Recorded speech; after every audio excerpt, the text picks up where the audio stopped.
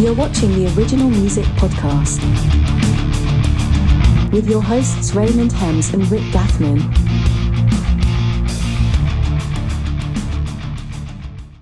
I'm sitting outside right now. Hey, did he just say he's the trooper? He's charging his car. Yep.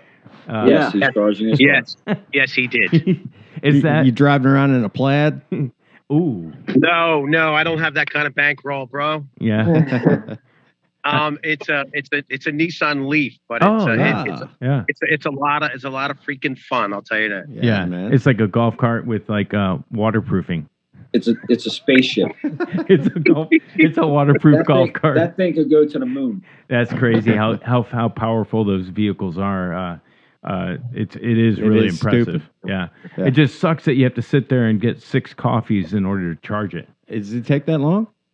No. Actually, I didn't need the charge. I'm almost full. This is a slow charge, and I didn't want to miss the meeting, and I wanted to get a coffee, and it's sort of like, well, I can sit outside. Where are you from? Jersey. We're talking Jersey. What are you talking I wanted about? to get a coffee. I'm sitting there fucking getting a coffee, filling up my fucking car. I love it. I needed a glass of water. Well, I spent almost 20 years in South Philly, so I got some of that in me. Oh, Right okay. Yeah. So you guys said something earlier, and we're just going. We're rolling. We're just going to roll with this. Let's do it. This is episode 21. We've got Seems Like Tuesday with us tonight, and my name is Raymond Hems. This is Rick Gathman, and we're just meeting new friends all over the country tonight, and it's really cool. Absolutely. We're talking about charging cars and getting coffees and coffees and Coffees. and the interesting thing, we've done a lot of these. We've done 21 now. Every band feels like family. Like we immediately start cutting up like we've known each other for 10 years and we've met each other for 10 seconds. So it's really cool to meet new like-minded artists that are doing music and that kind of stuff. And all that to say, welcome to the show. Yeah. We'd like to know a little bit more about Seems Like Tuesday. Like, who came up with the name? What's it mean? That's the first question. Yep. Yeah, that's me. Steve, yes. Yeah, we basically wanted a name that didn't categorize us to any specific genre of music. Yeah. Like if your band's name is like, Napalm Death or something, you know that's a heavy band. Yeah. We just wanted a name that didn't categorize us. Sure. And then also something that would, if you went on like Google or YouTube or anything, that you could just punch in and we'd be the first thing that came up. Yeah. That was a marketing scheme on our end, and we've been pretty successful. I went right on there. I checked it out. I was like, well, we practice on Tuesday nights. Well, how about Seems Like Tuesday? Yeah. And it was like, everybody was like, cool. Yeah. We went and checked it out. It wasn't a movie. It wasn't a song. It wasn't anything. So I was like, all right, we're going to go with that. What happens if you decide to switch it to Wednesday? Yeah. Well, we'll keep the band name. We'll just switch the Okay. practice. It'll still You just say it just seems like Yeah. Tuesday, even though it's a Yeah. Wednesday. It seems like Yeah. That's right. It's very profitable. It leaves you wide open to do just about anything. Right. Yeah. But Well, that's how we came up with the name. Yeah, that's a great. I mean, that's as good as any explanation we've heard. 100%. It kind of made me think about real quick. Do you guys have the dreaded band calendar and how to share events? There we go. Share events. He's just giving me shit now. Is all he's doing. It's like, how do you guys schedule and organize 1, 2, 3, 4, 5 people that have lives that are probably professionals outside of the music world? How do you go about scheduling and herding the cats? So I'll take this one. It's all text messaging, and I'll throw a note thingy on my Apple phone together and list everything out. And as you said, we're really involved in other things. I mean, Steve and I are with the cover band. Pete and Billy do solo stuff, and Chip's in another band. So it's a lot. Yeah. but we just make sure that we're in constant communication. And, you know, if we miss something, we'll try to just go down the month together. And so, it's normally just text messaging and then throwing a list together for everybody. Yeah. I think another thing is you have to be individually responsible. Wow. And that's what it comes down to. If you want to do this, this is what it's going to take.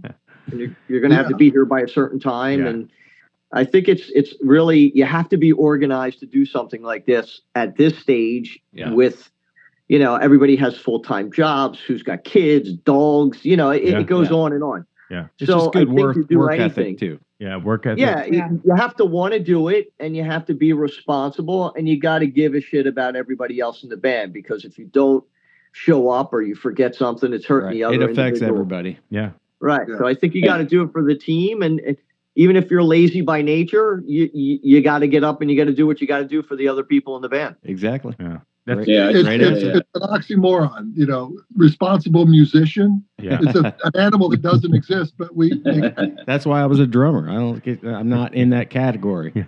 There you go. Yeah.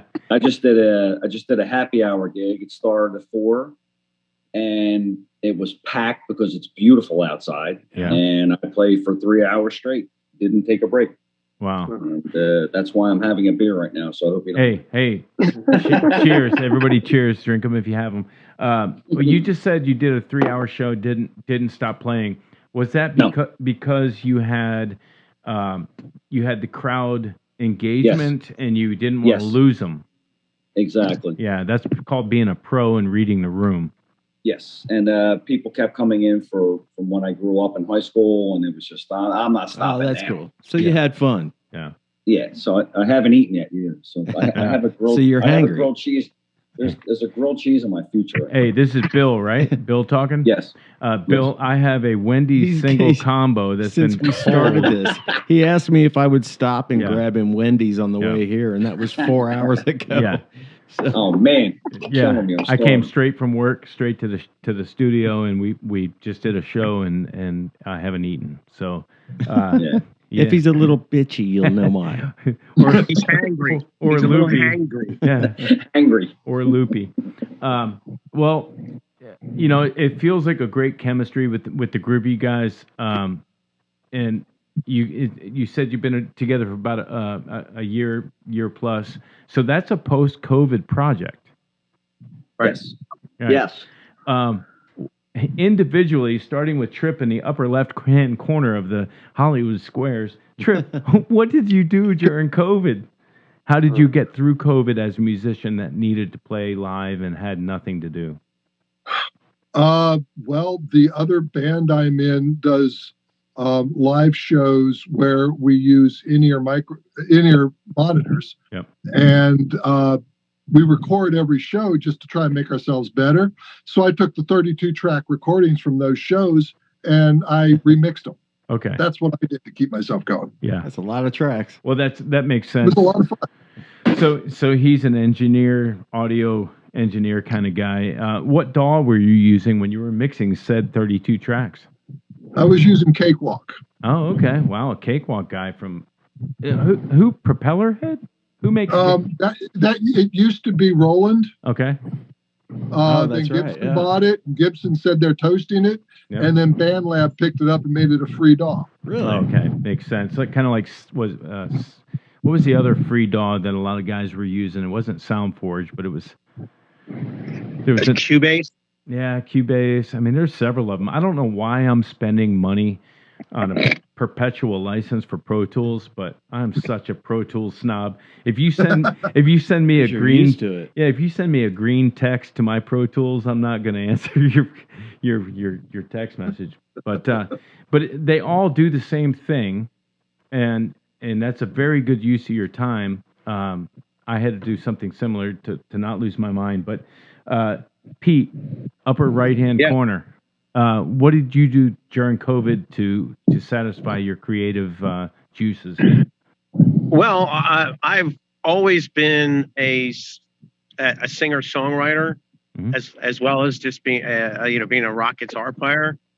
So I worked on finishing some recordings. made videos for older recordings that I had done. Just before COVID, Chip and I were in a Stone Temple Pilots tribute band, and that kind of fell off after that. Yeah. And then so it was really, I just went back to working on my own stuff, and then Chip reached out to me about this thing that Steve was starting, and originals, and I've known of Steve for a long time, and the project sounded interesting. No, nice. Lower right hand corner, Bill. Yep. COVID, and how did you react? Same as Pete. I've always written and recorded. Wasn't a lot of live playing. Right. You do your best, and when I met Chip at this party we were at, we kind of started talking about doing something. And I said, man, I haven't plugged an electric guitar in years. Right. So it went from there. Right. Well, I'll tell you, Erica and Steve, same type thing with your story. What did you guys do during COVID that got you through it? So, I mean, besides us pulling our hair out with our kids, the Brady Bunch.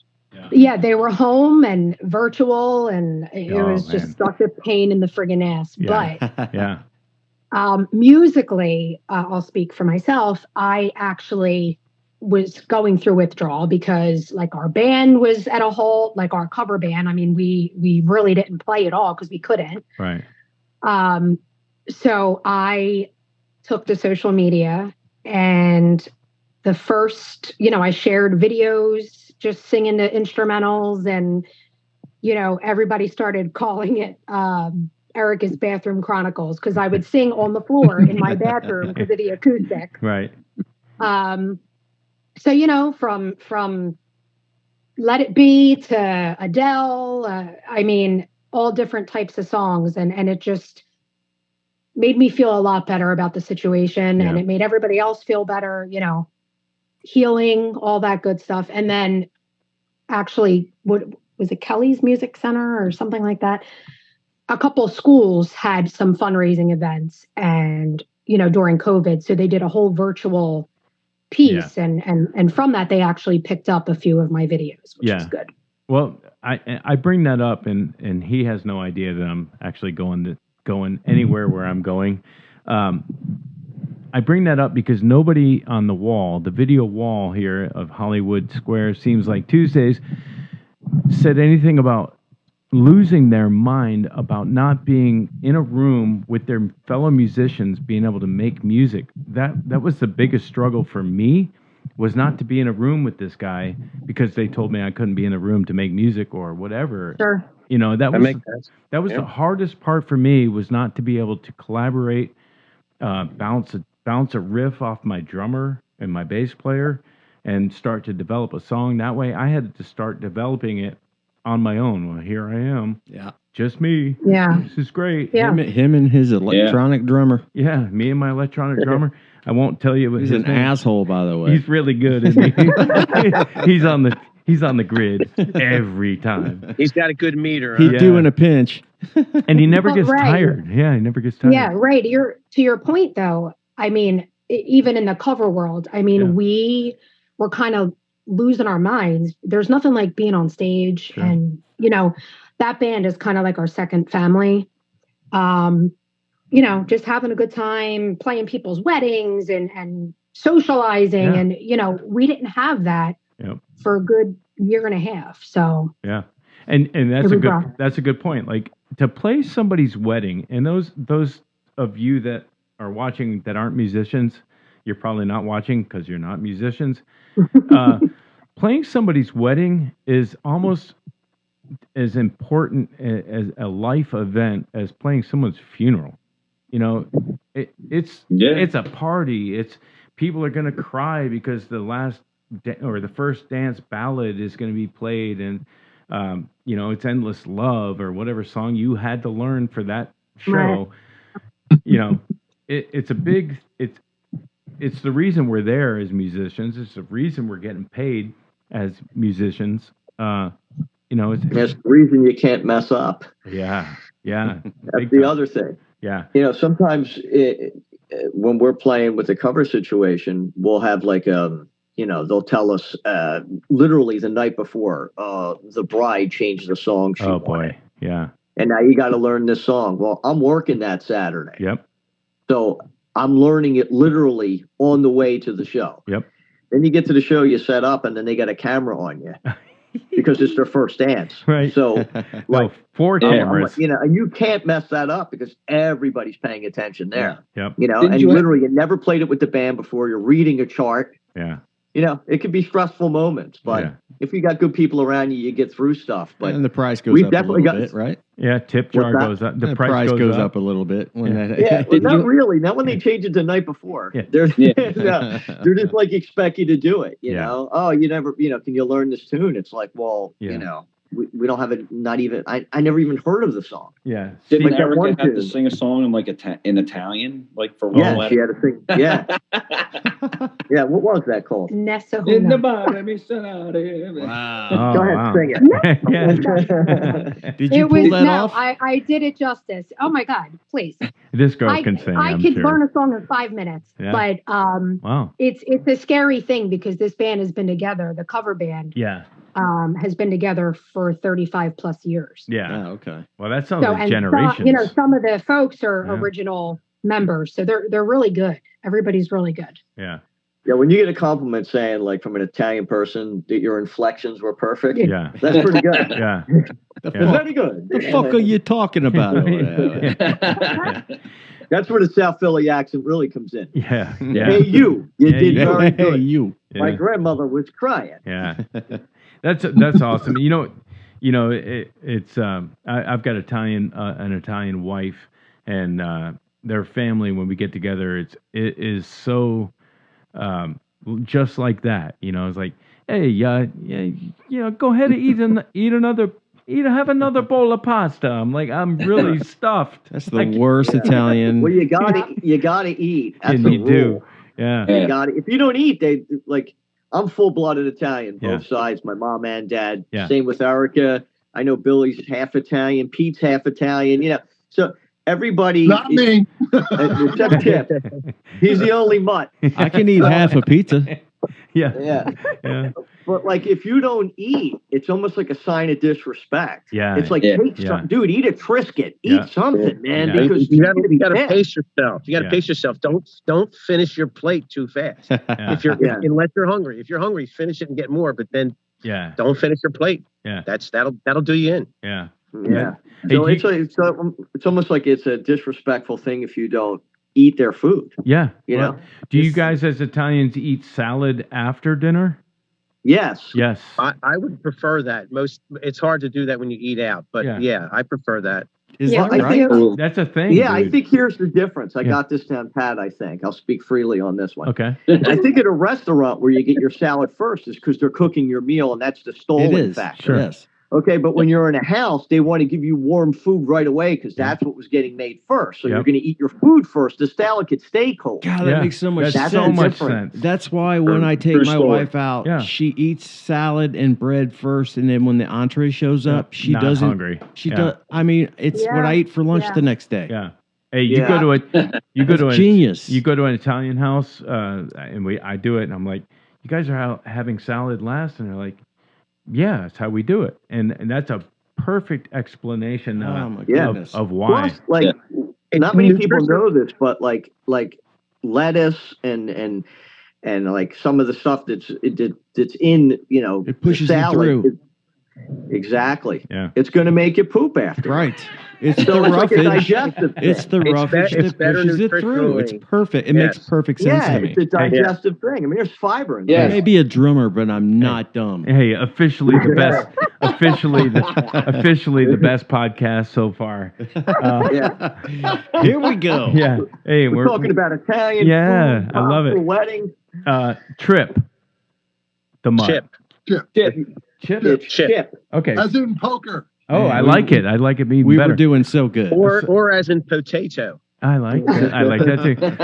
Chip the Mutt. Chip the Mutt. What's your background and I'm good. Should I guess or? Go ahead. Try. Okay.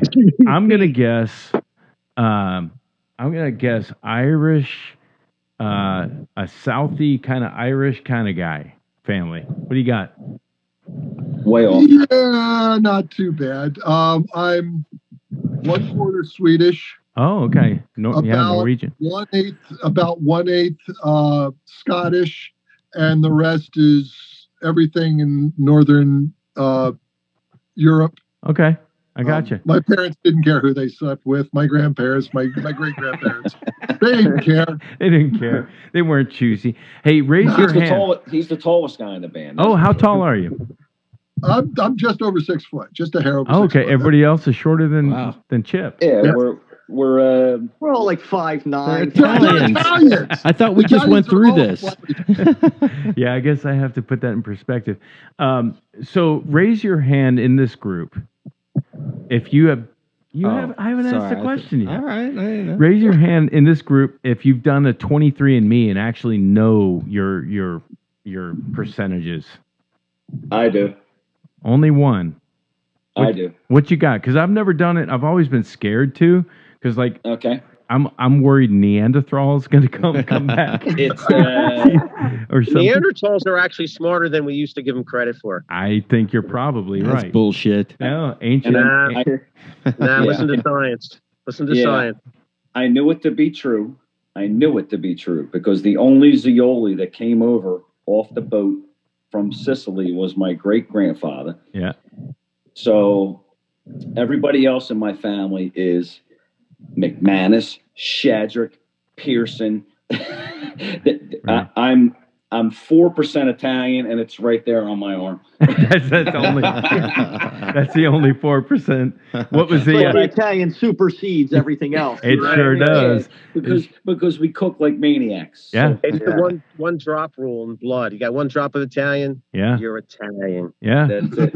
I think I'm Italian just by proxy of my wife because they're so Italian. They're so Italian. I think I might be Italian. And I'm straight up English.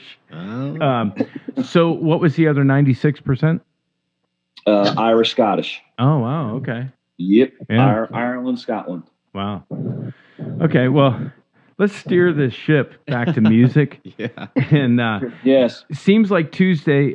It sounds like everybody in the band has done covers, have done maybe tribute bands and that kind of thing, but you seem to have all come together, and it's not for the pasta, it's for writing original material and performing original material.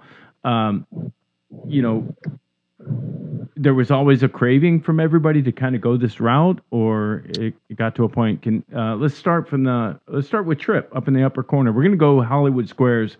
Since we have so many of you guys, we're going to go Trip up in the upper left corner. Yeah. It's the thing where we're musicians, we're artists. If you're an artist, you have to create. Yes. And every single one of us, we do the same thing. We do it because we're compulsive. We have to. Yeah. We have to create something, and we know music, so that's what we create. Yeah, I think that's as good an answer as I've heard. I can't compulsive, not. Yeah, I can. Yeah. I can't not play music, and when I play, I don't try to learn somebody else's stuff. I have to. I have other things that I do, but that was a great answer. Yeah, if you're compulsive, then that's like what you're just focused on constantly, which we pretty much all are. Yeah. I mean, it's ingrained. Pete, upper right. Yeah. What you got? Original music. What brought you to the band? Oh well, I've always played original music. I was in an original metal band in the '80s and other bands, and when sort of the original scene kind of crashed after Cinderella, Britney Fox, and Heaven's Edge kind of flipped over, and then the scene changed. The original scene kind of died out, and so you were going to play in a cover band, get on the Freddie Baker scene around our area. You guys probably don't know who that is, but there's I do. There's we could get in the cover scene, or I decided I bought myself an acoustic guitar and I was going to keep writing on my own if I had to, and that's just what I've done.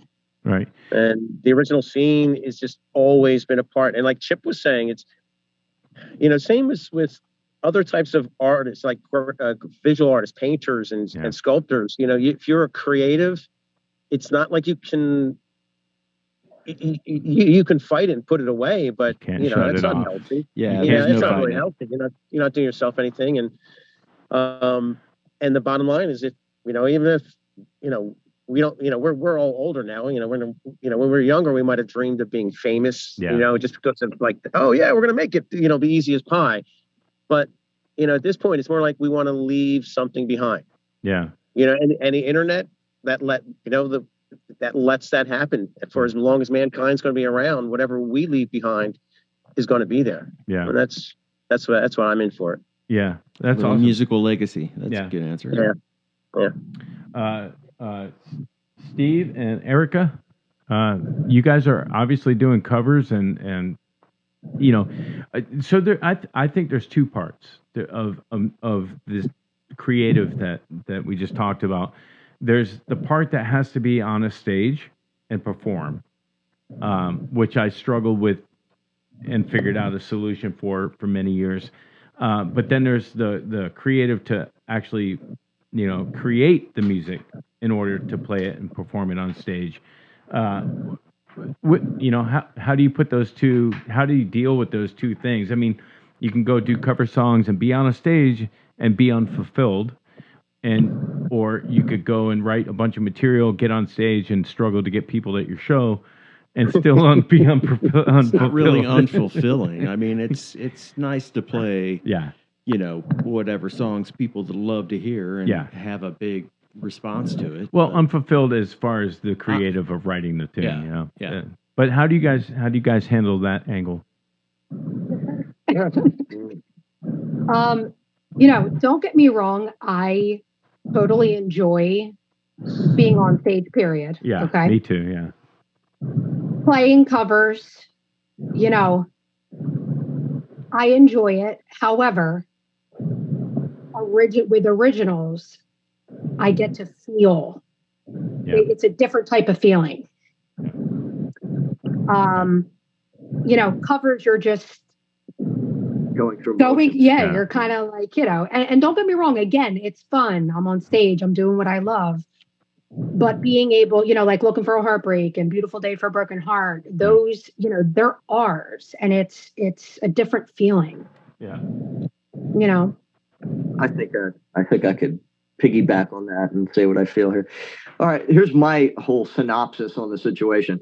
I think when you play cover music, okay, it's much easier to sell a crowd. Okay, so if you go up there and you're playing Journey or Foreign or stuff like that, you're going to be able to sell that crowd because you're already playing songs that are hits. Yeah.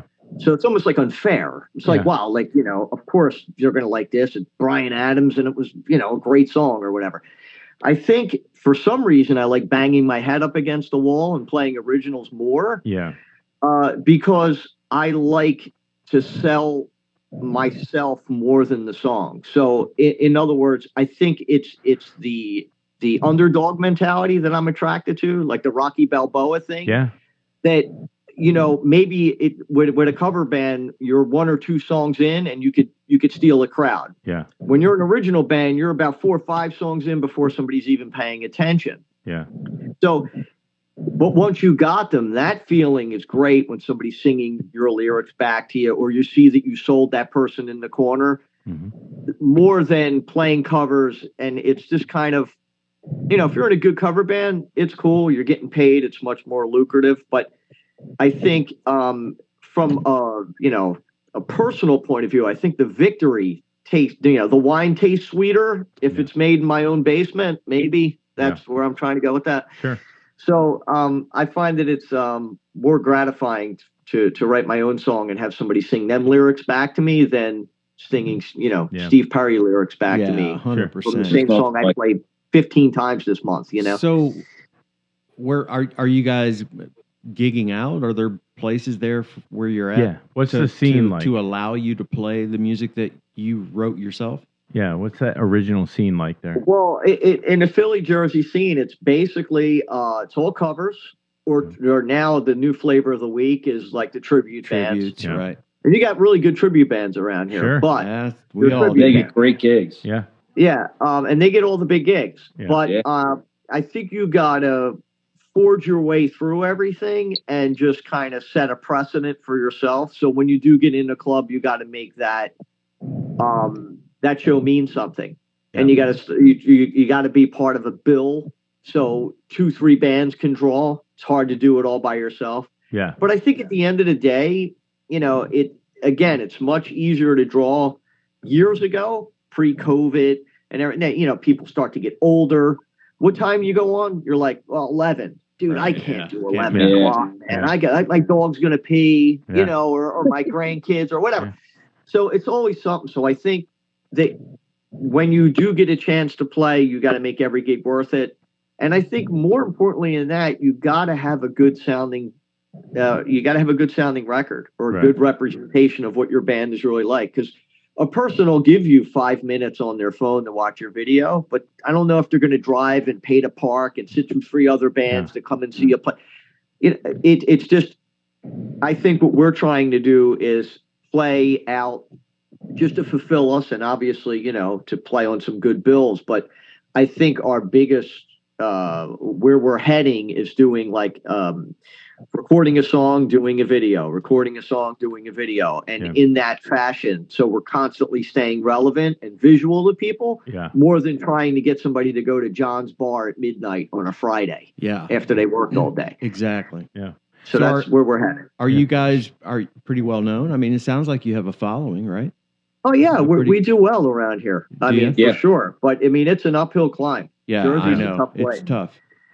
Yeah. But again, we're trying to stay more relevant on the social media and doing a video for every song so people can visualize the tune and the proof's in the song. If a good song will find its audience. Yeah, yeah. So I'm in another all original band other than with Ray called Say Never, and it's the same thing. It's just trying to shoot videos, get them out there, just let people hear them, and they do well.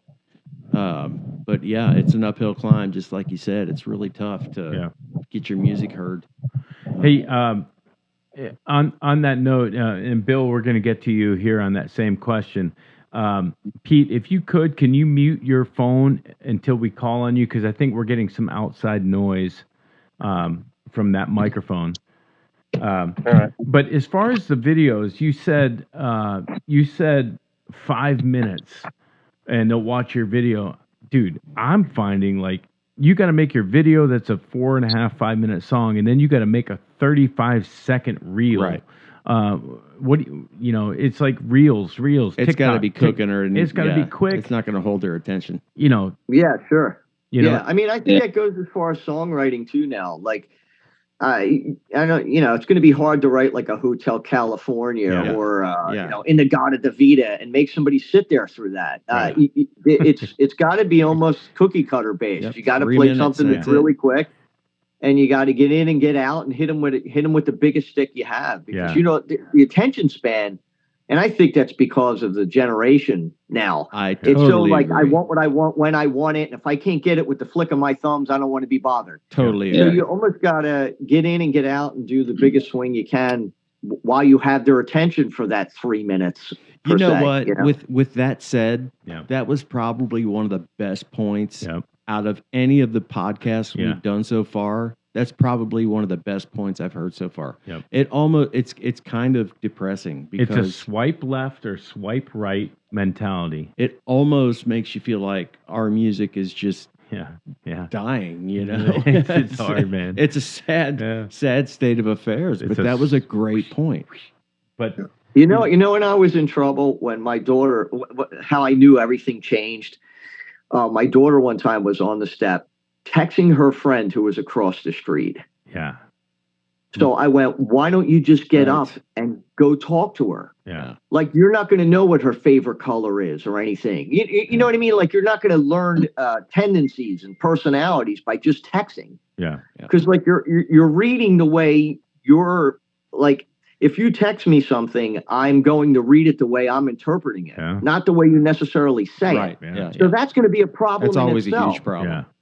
Yeah. Like I could tell Billy, shut up, you prick. You know what I mean? And he knows I'm only playing around. But if you read that, I'm calling you a prick for real. Why are you being such an asshole? Yeah. Right. Yeah. So I think that whole texting thing, it's good when it's like, what time are you going to meet me? 7 o'clock. That's what a text message is for. Not to tell your emotions and your feelings and all that stuff. People interpret the way they read it, and you're not reading it the way I'm saying it. Yeah. And you're not reading it as an Italian. You're not interpreting exactly. Dude, how old are you, if you don't mind me asking? Me? Yeah. Yeah, I'm 52. We're the same age. I knew, because I'm 54. I knew you and I were the same age. It's like, that's how we used to do it back then. It's like, hey. Yeah, it's like, go knock on the door and go after your friend. Now you got to text them. It's like, it's just, the world has changed. And it's for the worse, for sure. Yeah. For the worst. I mean, and then so much trouble starts on that phone, from raising kids. It sure does. It pollutes everything, you know, and you really don't get to know somebody talking through typing. Yeah. Listen to somebody's inflections and their personality comes through in their voice, So with that being said, you know, and then you're in an uphill battle trying to write a song that people will listen to. So you better, it better be good. Yeah. Yeah. Real good, Well, Bill, Billy, we left you out there, but what, as far as coming, it's almost like saying coming to the dark side and doing original music. What led you to, being willing to jump into that circle and saying screw it, I'm gonna do this thing. What brought you? I was dying to do it. Yeah, right. Yeah, I couldn't wait to do it. Yeah, because I wanted to play with Pete when I met him in 1980. But I've wanted to play with Pete since then. Yeah, and I remember Steve from back in the day, and then. Like I said, we met through Chip, and I was like, oh my God, this is awesome. I have all these songs. Pete has all these songs. Yeah. Let's just do this, man. Yeah. This is going to be good. We're all going to be real good. You got Erica singing. Yeah. You got me singing, Pete singing. It's going to be good. Yeah, we're all going to be dead soon. And we all... Hey, hold on. Go back for a second. You ever heard of a guy named... a minute. Yeah. You ever heard of a guy named Sebastian Maniscalco? Hey, Sebastian. My favorite. Yeah. Is he really? That's who you remind me of. He's everybody's favorite. Yeah, Seabass is awesome. He is the best. Yeah. Yeah. Well, it does sound like, though, that you guys... Like, there's this kind of a circle of friends. What was that... 2-3 degrees of separation kind of a thing going on with this guy knew this guy or that knew this girl. That 6 degrees. 6 degrees. Yeah, 6 degrees of separation. Yeah. It's kind of sounds like that Bill you knew of or saw Pete play, which Pete, I got to come to you as a lead guitar player guy. I bet you can shred, brother. I'm not a shredder like the real fast guys. You can play the guitar. Are you Michael Wilton or Chris DeGarmo? Yeah, well, sure, Chris DeGarmo. I could be right up that alley. Like not like Yngwie, but still, I'm not afraid to play in front of anybody. Yeah. Like I'm not the kind of guy that's worried about being the best. Right. You know what I mean? Everybody's got their own magic. Yeah. I've got mine. Yeah. I know that. And that's, Great answer. That is a great answer. What would you say, we're going to go down the road of influences as a kid, since we're on you, Pete. What was your first record that made you go, oh my God, I want to be a guitar player? And like, when did you first pick up the guitar? What's your story on your instrument? Let's see. Well, right before high school, I was really into Peter Frampton. Okay. I love Peter Frampton. And he's an incredible guitar player. And then it was like right after that, I sort of got a guitar and then discovered Kiss. Oh, yeah. And so Ace really was like a big influence because of his, just his rock guitar playing. He played with a certain, like, he was manhandling that Les Paul. Yeah. What era? What era Kiss? Huh? Which era? Like the first Alive record. Yes, me too. Yeah. Yes. Yeah, and the first album I bought was Rock and Roll Over. That was the first thing I spent my own money on. Yep. Changed my life. Yeah. But it was I think those two Alive albums were the best things they've ever done. Agree. What about side 4 of Kiss Alive 2? Thoughts? It's okay. I don't know. That's all the studio Black stuff. Diamond on it? Yeah, it's all the studio stuff that Ace didn't play on because they couldn't get him off the floor. Yeah. I don't know, man. Kiss is the band that made me want to play. Me too. But when they got Eric Carr on drums, no. Yeah. Oh yes. Hell yeah. Okay. Come on, there was some good shit. Yeah. I mean, I think that I could look at Kiss and we'll go down this road of Kiss. Sorry, guys. I don't know why we are, but yeah, I mean, because it's a podcast and we can talk about whatever we want to. Exactly. And like I'm gonna give you a New York. I didn't. Like, what the fuck are you? I didn't know about Eric Carr. I didn't know if he was good or bad. I was in a drummer. Well, the period that they had Eric Carr, they had different production. They had some different. Well, that's it. Sound. That is true. Yeah. Kind of got into a heavier rock sound during that period. Yeah. Was that Heavens on Fire era? Yes. That was one of the first riffs I learned on guitar when I started playing was gong gong gong gong gong gong. But with Kiss, you could kind of look at Kiss as it. Almost every podcast that we've done, somebody has mentioned Kiss was the reason they have an instrument in their hand, and I think that deserves the folds of honor, in my opinion. True story. You know. We've really talked about just staring at the album covers when we were artwork, just going, everything about it. The marketing. If we could only, learn from them on that. But, and I'm sorry, we digressed on that. But so you would say Kiss influenced you to play guitar? Yeah, sort of. I mean, that's sort of where it kind of started, But then Eddie Van Halen came along. Oh my God! And that changed. Just changed. Just like what? Oh. You can do that with guitar. Yeah. So, so it wasn't a question, it's not like a question. Oh, well, that's impossible to do. It's like, well, that's incredible. I can't believe that, and then as a young guitar player, you try to copy some of that stuff. Yeah. Find out what you can and can't do. Definitely. Alex too. Alex. Yeah. Great drummer. Oh yeah. Great drummer. To me, the snare sound Alex had. There's nobody has that snare sound. I don't even know what it is. It basically sounds like the snare's off. Yeah, but tight and super tight. Tight and off. Right. Yeah. That's like a taping method. Yeah. I think. You ever notice you always had like a triangle of black electrical tape on there? Yeah. There's like a muffling style he uses. That's what makes it sound like that. But yeah, it's identified. He has like the identifiable snare drum, kind of like Stuart Copeland in a Police. Yeah, when you hear that snare, it's Stuart Copeland. You know? Yeah. Going across the top, Chip. What was your first record, and what made you? Why did you want to jump on the pirate ship of music? Well, that's funny. We're all a little dumb. We're all a little dumb. The first record I ever bought was like Hey Tell Goofy Greats. What? What? But I was 6 or 7 years old, and it's like, that's neat. I like that song. What do you mean, please, Mr. Custer? And so I jumped. But I'm dead serious. But That's the most original answer I've ever heard. Yeah, well, we got to stop. We got to stop. Stop, Chip. Did you just say K-Tel the Goofy Grapes?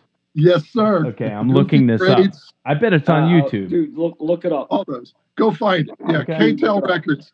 They put all the everything from the Bird is the Word to Please Miss Custer to Tarzan. Yeah. There's the greatest, weirdest rock songs you've ever heard. But I was 9, 10 years old, and that sold me.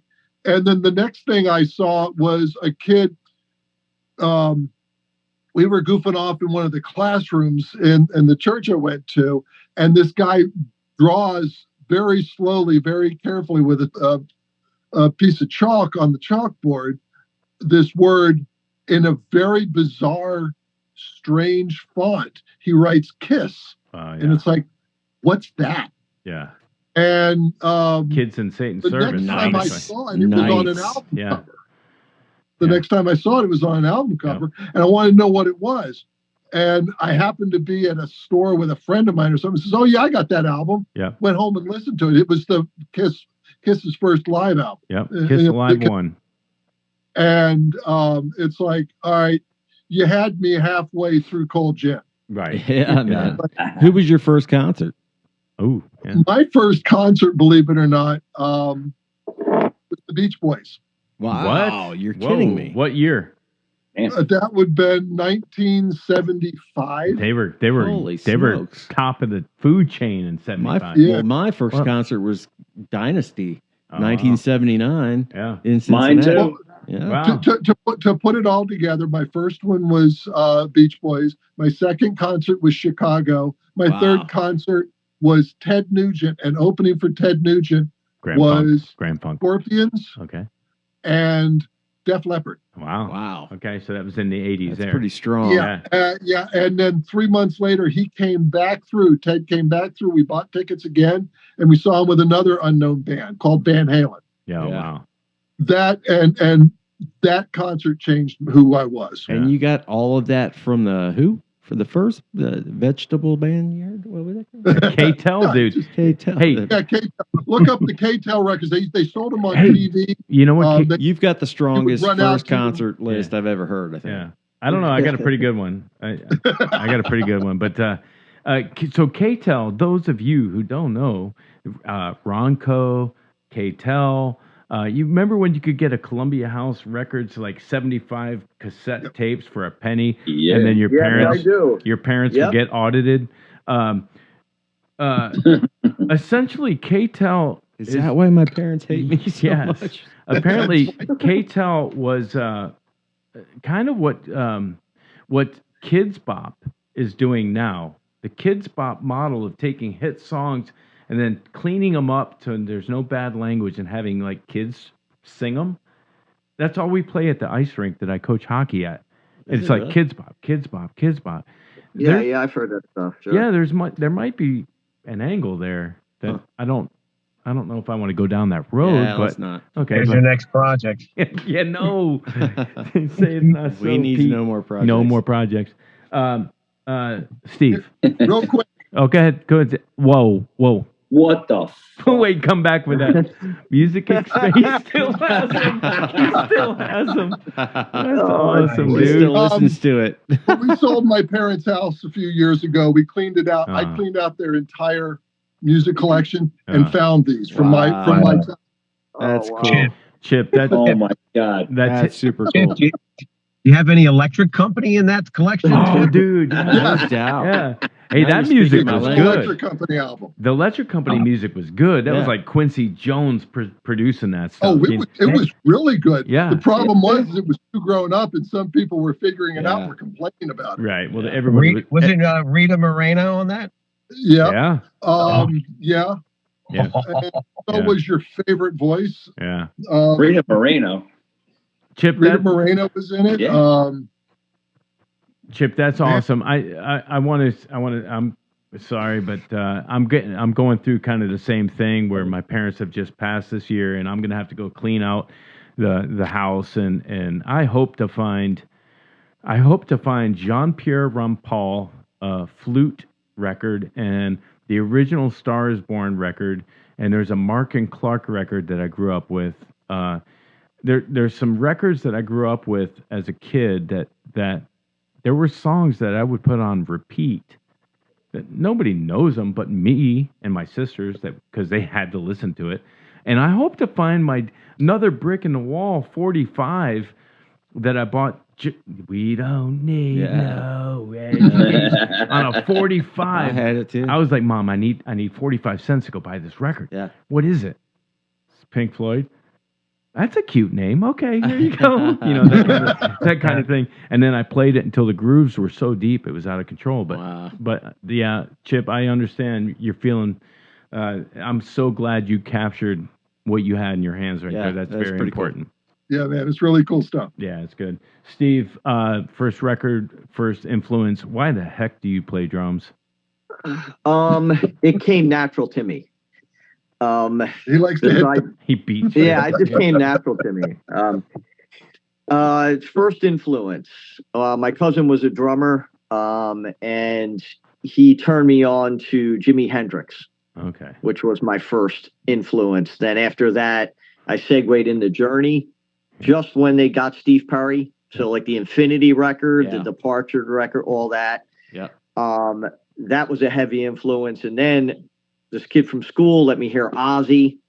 So obviously Randy Rhoads was king. And then I went into Maiden, Judas Priest, and segued all the way to where I am now. So in between all that, I, got into funk music, Parliament Funkadelic, and Rick James and all that stuff. So, but Jimi Hendrix was the first one where I was like, wow, check this dude out, Left-handed, he had the fringes on, he was playing with his teeth. I was like, that dude's pretty cool, Yeah, he looked like Julius Erving playing the guitar. Yeah, he dressed the part for sure. Yeah. Yeah, so that was my influence. Erica, what about you?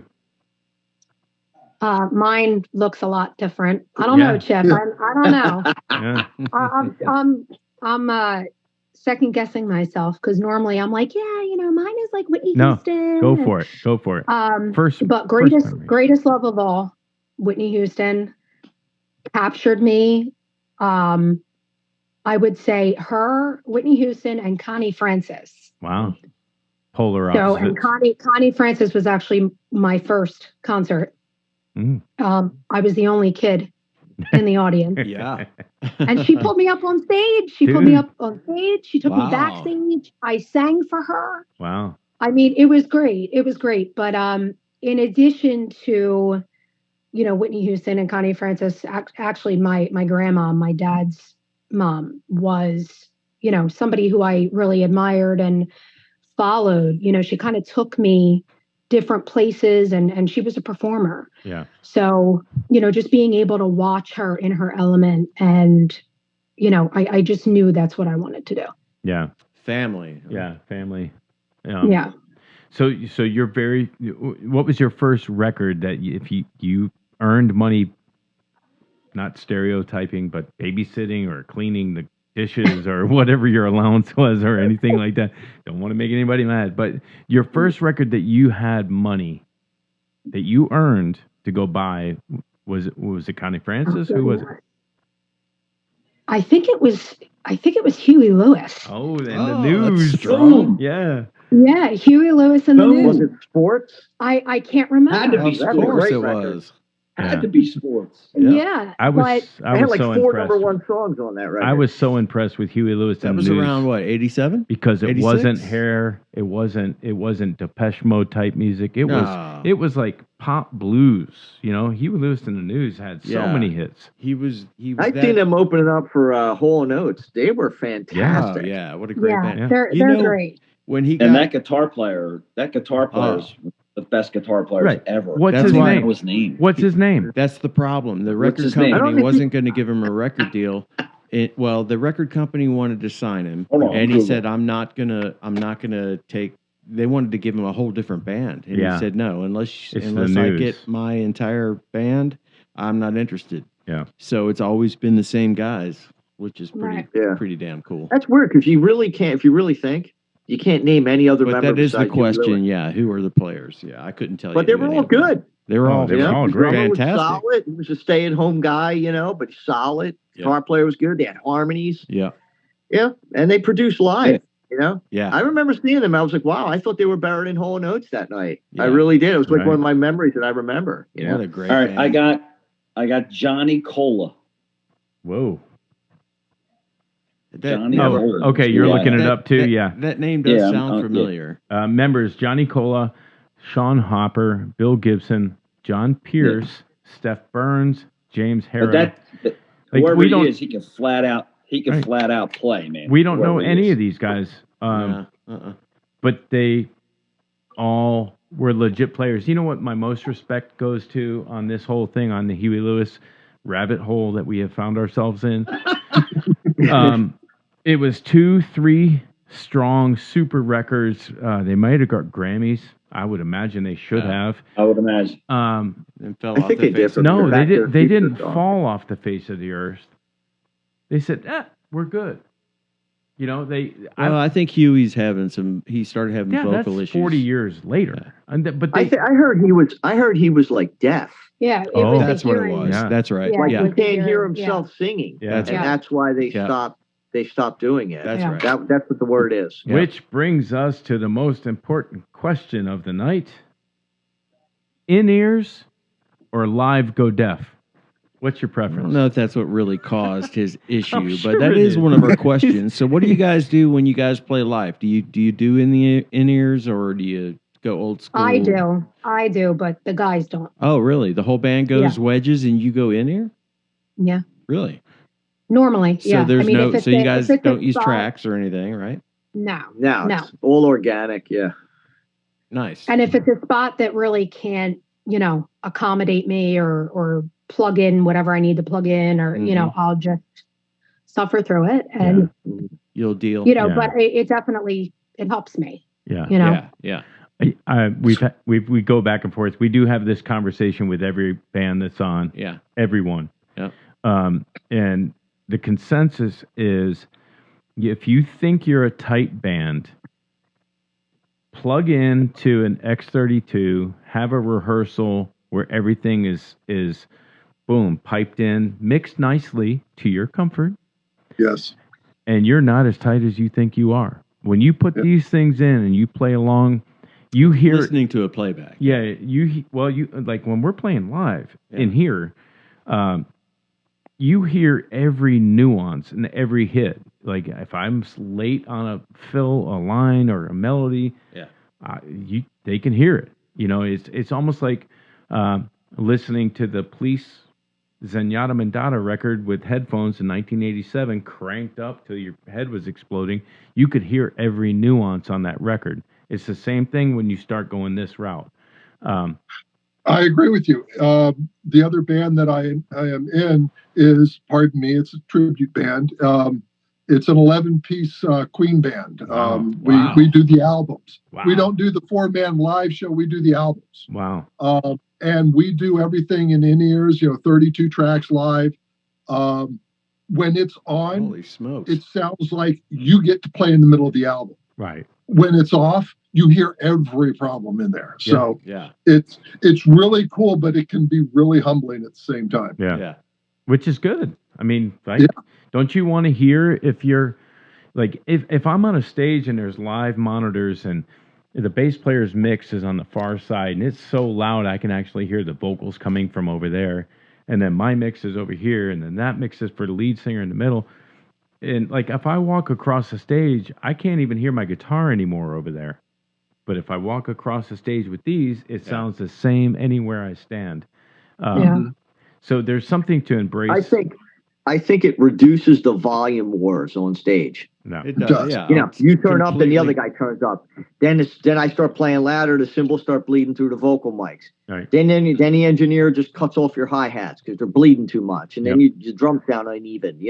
So I think it reduces the as I said, like the volume tug of war between everybody when you're doing that. But you also got to have the money to buy a good system. Yeah. And you got to go to the club where your sound man's running it, because the dude's not going to want to do that. Oh, dude, I can't do all that tonight, dude. A lot of times. So you're just sometimes that is true. Yeah. Sound guys will fight. Like sometimes, like you be like we played a gig I got to tell the pizza roll story. We played a gig. This is good. We played a gig, and the only thing that was mic'd were the vocals. So basically, the band was just playing with stage volume. Really small little club, and if you weren't controlled, you would sound like a mess.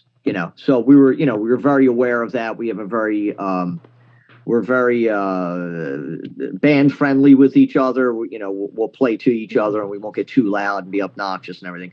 So we're controlling our sound on stage, right? And then Erica's everybody sings in the band, so we literally have Erica sings lead, Billy's and also a lead singer, and then Pete also sings lead, and then Chip and I do background vocals. So Erica's vocals weren't really that loud, so people were like, "Yo, I can't hear your lead singer." So our sound man was literally in the kitchen doubling as the cook. So he was like making pizza rolls while we were playing. I believe that. So to ask somebody like that to run an in-ear monitor system's probably not going to work. Yeah, you just got to police yourself. Priorities, So she turned around to me. I'm like, "Well, sing louder." Yeah. What are you going to do? So she's going to blow. She's going to blow her throat and voice out to deal with ineptitude, not being able to be heard. Yeah. Right. So I mean, if you under the right circumstances, the in-ears would be the way to go. When you're just pulling up in a club and you're doing a 45-minute set, there's 4 bands that night. He's not going to keep doing that all night long, dude. Yeah. He's not, and he's just going to be like, "Dude, you're lucky you got microphones." Yeah. Don't most clubs these days have that kind of set up already? Yeah. What do you? Not around here. They pull don't. in and plug in. No. Really? Not around here. They don't. We would love it if that happened. Is that what you guys are typically doing, like a multi-band 45-minute set type of thing? Yeah. You're on a bill with other bands, and it's an eclectic night. You'll have like an acoustic band, you'll have a thrash band, you'll have us, and then you'll have like a punk band all in one night. Wow. Yeah, that's a mess. Back to what you were just saying about the volume tug of war. That might need to be trademarked. The onstage volume tug of war. Bass player goes up. So what am I going to do on guitar? I'm going to go up. What's the singer going to do? Get drowned, and then they go up, and then the drums are just drums, and who loses in that fight? The crowd. The audience. The audience is going to get pummeled, and the old saying of if it's too loud, you're too old. I'm clearly too old because I want that sound to be a comfortable CD quality sound going to the crowd, where if they say, "Hey, do you want to order the chicken wings?" Right. They don't have to scream it into the person next to them's ear. They should be able to consume the music, not be pummeled by it, in my opinion. I must be too old. No, I agree with that. Yeah, I think one of the biggest compliments we ever got is when the guy came up to me and he was like, "I can actually talk to my wife while you guys were playing." Yeah. But yet you had guts. Yeah. Too. Right. Still balls and junk. Right. Yeah. So you still had like a little stink to you, but you weren't smelly. Yeah. Well, let's go back up to Pete, who's quietly sitting there waiting to tell me that he is playing. What kind of amps and what kind of gear are you using in order to be, not abusive to the audience? What are you guys using? Right. Well, well, back in the day, I had a Marshall stack that was taller than me. Yeah. But I left that go a long time ago. I've been using line 6 for my amplifier, and just using a small line 6 with an amp stand, so I don't have to crank it loud because I've got the amp up higher, pointed towards me. Right. Tilt back. Yeah. Yep. Right on. So, just like the old Marshall stack, top stack. The had the bottom one that had the angle. Yep. And my main guitar is a Les Paul. I've got a Les Paul custom that I've had since the late '80s, and there's nothing else I want to play but that guitar. Yeah. What year is that guitar? It's 78, Heavy. Nashville, Tennessee. Heavy. Wow, that's cool. Yeah, that thing's It's heavy. That thing's heavy, but that's where the sound is, right? A nice solid body. Which line 6 are you using? I'm using, I think it's a Mark 6 or something. It's a 12-inch Spider, like a Spider type of thing. Yeah. You're right. It's a Spider. And you have I had one of the original Spiders. Yep. And then when it was time to replace that, I got a new one, and I actually have 2 of the same amplifier. Right. Why not? You can set up one and then transfer the settings to the other one. Are you using the FX5 pedal board thing to be able to switch between your 4 patches? FX2, what is that thing? Yeah, I forget what it is. It might be MX something. It's got a bunch of buttons on it, and it's got the volume wah pedal. The wah isn't so great. I have a dedicated wah pedal. Right. Going in the front of it. Yeah.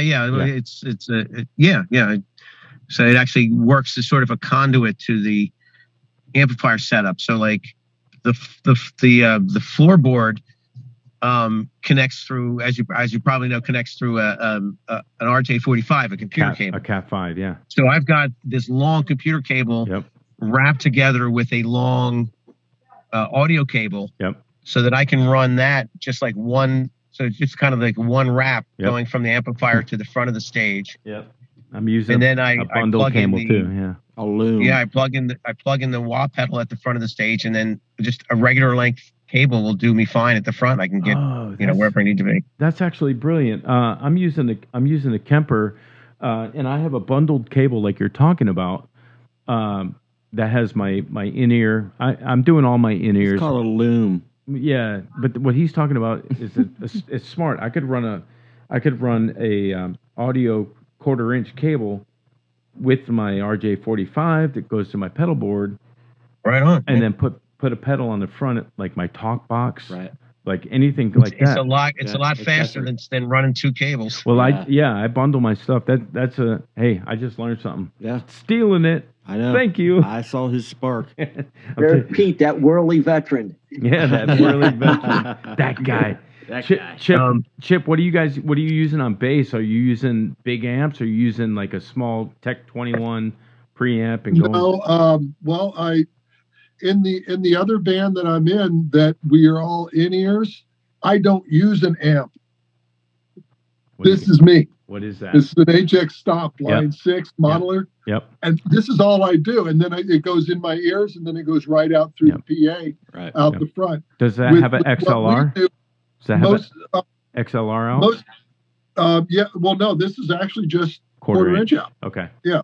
But in what we do, I'm using a small Gallion Kruger combo single 8-inch speaker. Yep. That just blows everything apart. We have played one large room, and in that room, I do have an Eden World Tour 1000. Yep. And a 410 cabinet that I bring along. And I play. The only thing I play is Ibanez basses at this point. Yep.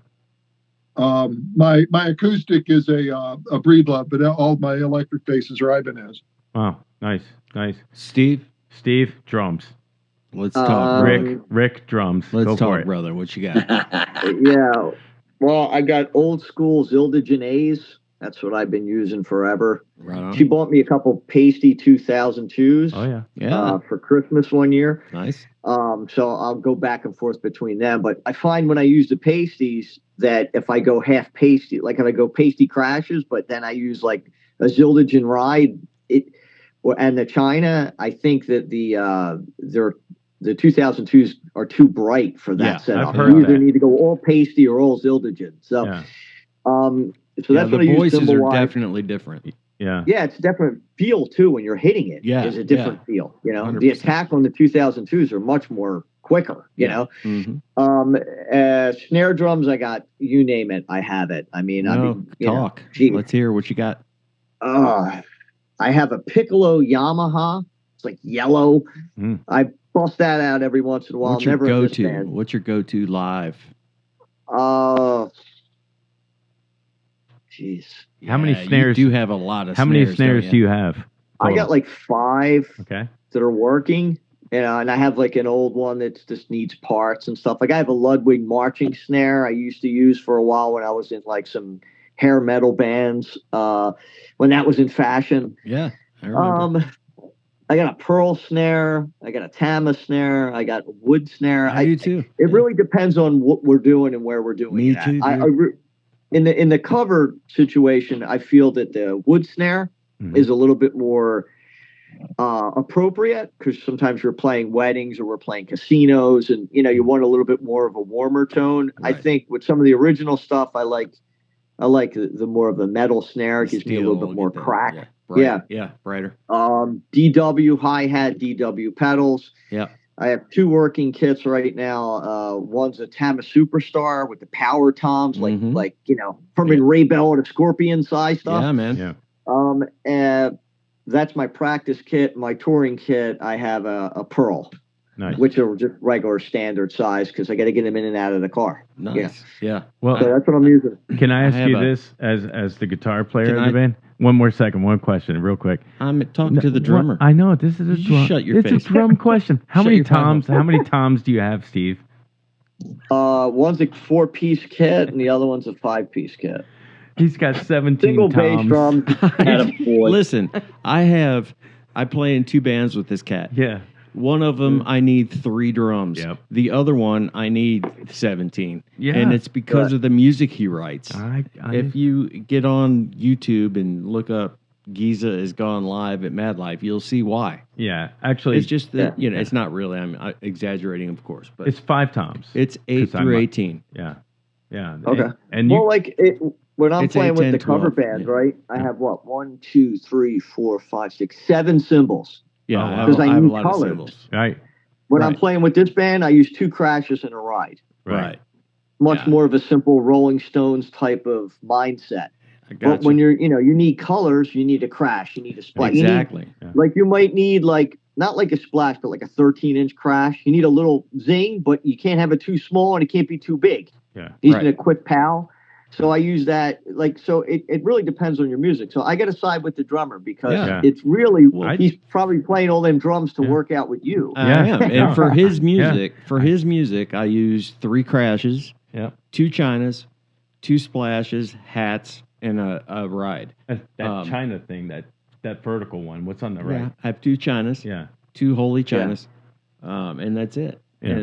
But for the other stuff, of course, I can literally get away with the kick, snare, and 1 tom, right? 2 crashes, a ride, and hats, and I'm done. I think when I played in a lot of different styles of music. I did some session work. I've done just a lot, the full gamut of music and I've been a thrash band at one time.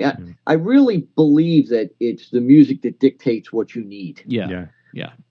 And then you got to look at it. Can you get it to where you need to get it? Right. I used to have 2 24-inch kicks and, I don't want to carry that shit around no more. No doubt. So, so you want to spend $50 on a 24-inch pinstripe for your bass drum? No doubt. When you get, so I think it's really the music dictates what you're using. Yeah. And, sometimes the more stuff you have, the more creative you get. Sometimes the less stuff you have, the more stay at home you are. Yeah, that's right. So you're creative, not playing a lot. Sure. As long as you have the mindset, and I think you and I both do at our age now, that even if you had the big 17-piece kit, you've got that mindset that you're not going to overplay. They're just there if you want to use it. Color. You're not going to because when I was in my 20s, I had the big rack with drums hanging from a cage. Oh, yeah.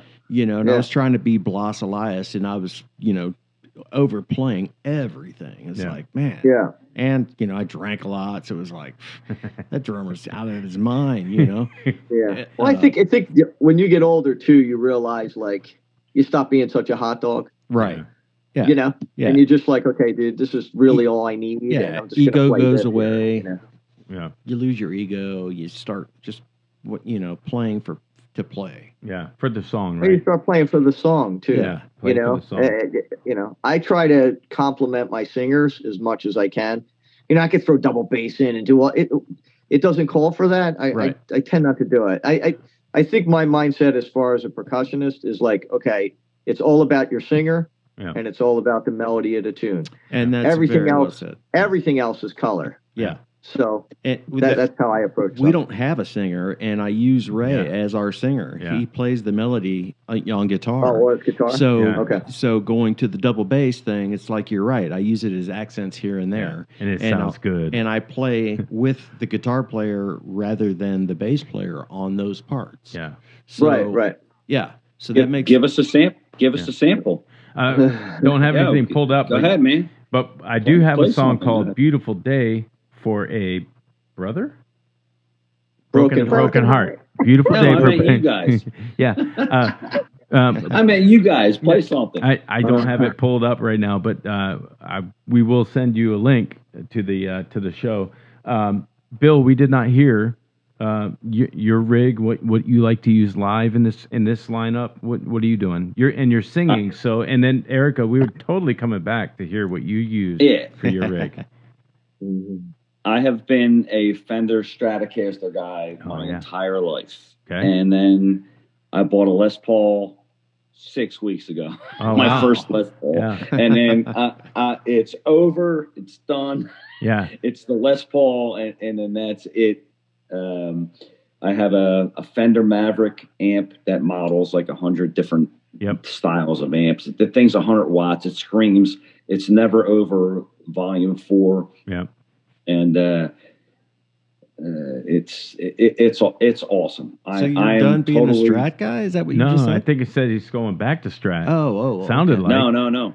I thought he said once he got the Les Paul, he's not looking back. I was always a Strat guy, and I just got a Les Paul. And so 6 weeks ago. So that's where you're going to go. He's not looking back. Yeah, no double. I'm not looking back. All right, all right. I think that there's in recording, especially, there's definitely room, and it's been proven for decades that a band that's got a Strat and a Les Paul going on has a certain magic to the tones, in the rhythm tracks. Mm-hmm. Soloing, go for whatever guitar takes you where you need to go, but there's definitely a single coil and a humbucker on a rhythm section of guitars. There's some magic in that combination. Mm-hmm. Yeah, well, that's how we do use right? that. Yeah, we do use that in the studio. Yeah, with, in the studio. Yeah, Bill's Strat and my Les Paul, and switch it up. Yeah, there's magic there for sure. I mean, it's been proven. This cat's got 50 guitars here, and I found a Steinberger a couple weeks ago, and I bought it, and he's been playing it. He took it to Florida on vacation and did a gig with it. Did a little side gig on the beach with it. The Steinberger is awesome, man. Yeah, that's a pretty cool guitar.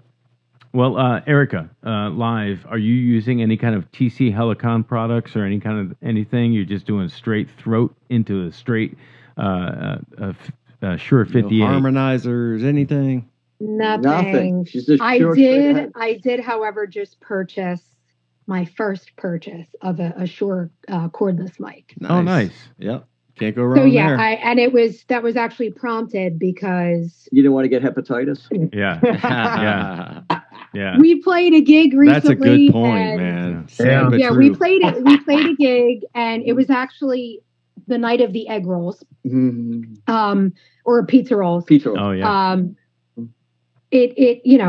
I was like, you better Lysol that. Yeah, some of the punk bands, they were all over it, in it and stuff. I'm like, we're married, so it's like I'm going to be kissing you later. Yeah. You know what I mean? I'm like, you better Lysol the microphone or get that spongy thing, the blocker on there. So she went out and bought Did you her get a own 58 mic, or a Beta 58? What, the wireless? Yeah, I'm not sure. A Beta or a regular 58? I don't even know. Yeah, I'm not Does sure. Does it have a blue ring around the top? Or you didn't even get it. No. It has a blue ring. Yeah. Okay, so you got the Beta. Yeah. So my wife and I have been in bands together, a couple of bands. Well, one for sure, with Billy Gray from Fozzy, and I bought her the same thing, the wireless mic, and it was for the same reason. It was like, who wants to sing through the same mic? I used to run sound with one of the guitar player for my high school band in St. Louis. Excuse me. And we used to run sound for this Kiss tribute band. This was in the 90s. And by the time the night was over, we would look at the mics and it was just have makeup caked and just lipstick and whatever. Or blood. Or it was just fake nasty. blood or whatever. It's like, that's when, if you're singing in a band, you need your own stuff for sure. Yeah. When I saw Rusty, the microphones have that metal screen type thing. The metal was actually rusted out to where it would cut you, and it was rusted and it was like instant hepatitis. I was like, you can buy them for $8 on eBay. My singer Swift, I was like, dude, hey, it's a mic of ours. Use this, or you're gonna die. It's Yeah. I mean, just the germs you're bringing home. You're bringing home, especially during COVID. It was like. After COVID, when COVID was kind of still COVID, and then it wasn't COVID. It doesn't matter. Yeah, that's just gross. Like, period. Let's just bring our own microphone, and we'll be safe. It's not like they're $1,000. Right. Well, guys, one of the questions early on we typically ask is describe your sound, but we've gone way past that. So we're just gonna play "Beautiful Day for a Broken Heart," and once this is done, we'll come back and we'll talk about how you guys recorded it and everything about it.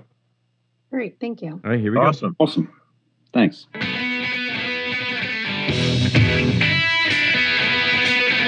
Keep my eyes on the horizon, pick my head up, stand up straight. Gonna enjoy the sunshine, babe. There's only so much that I can take. Let the clouds just pass you by. Been a while, but I'm doing fine. Beautiful day, we can take away the beautiful pain of a wasted heart. Powerful nights, flashes of light. Beautiful day for a broken heart. I don't care anymore, 'cause I even the score. I'm walking down a lonely road. You could tell by my way, but I ain't gonna say I'll never be a thought again. Breathe in a little slower, right now and lose control. Sit back and watch your life unfold. Steady doing what it's told. Beautiful day, you can take away the beautiful pain of a wasted heart. Powerful nights, flashes of light. Beautiful day for a broken heart. Beautiful day for a broken heart. Beautiful day. Beautiful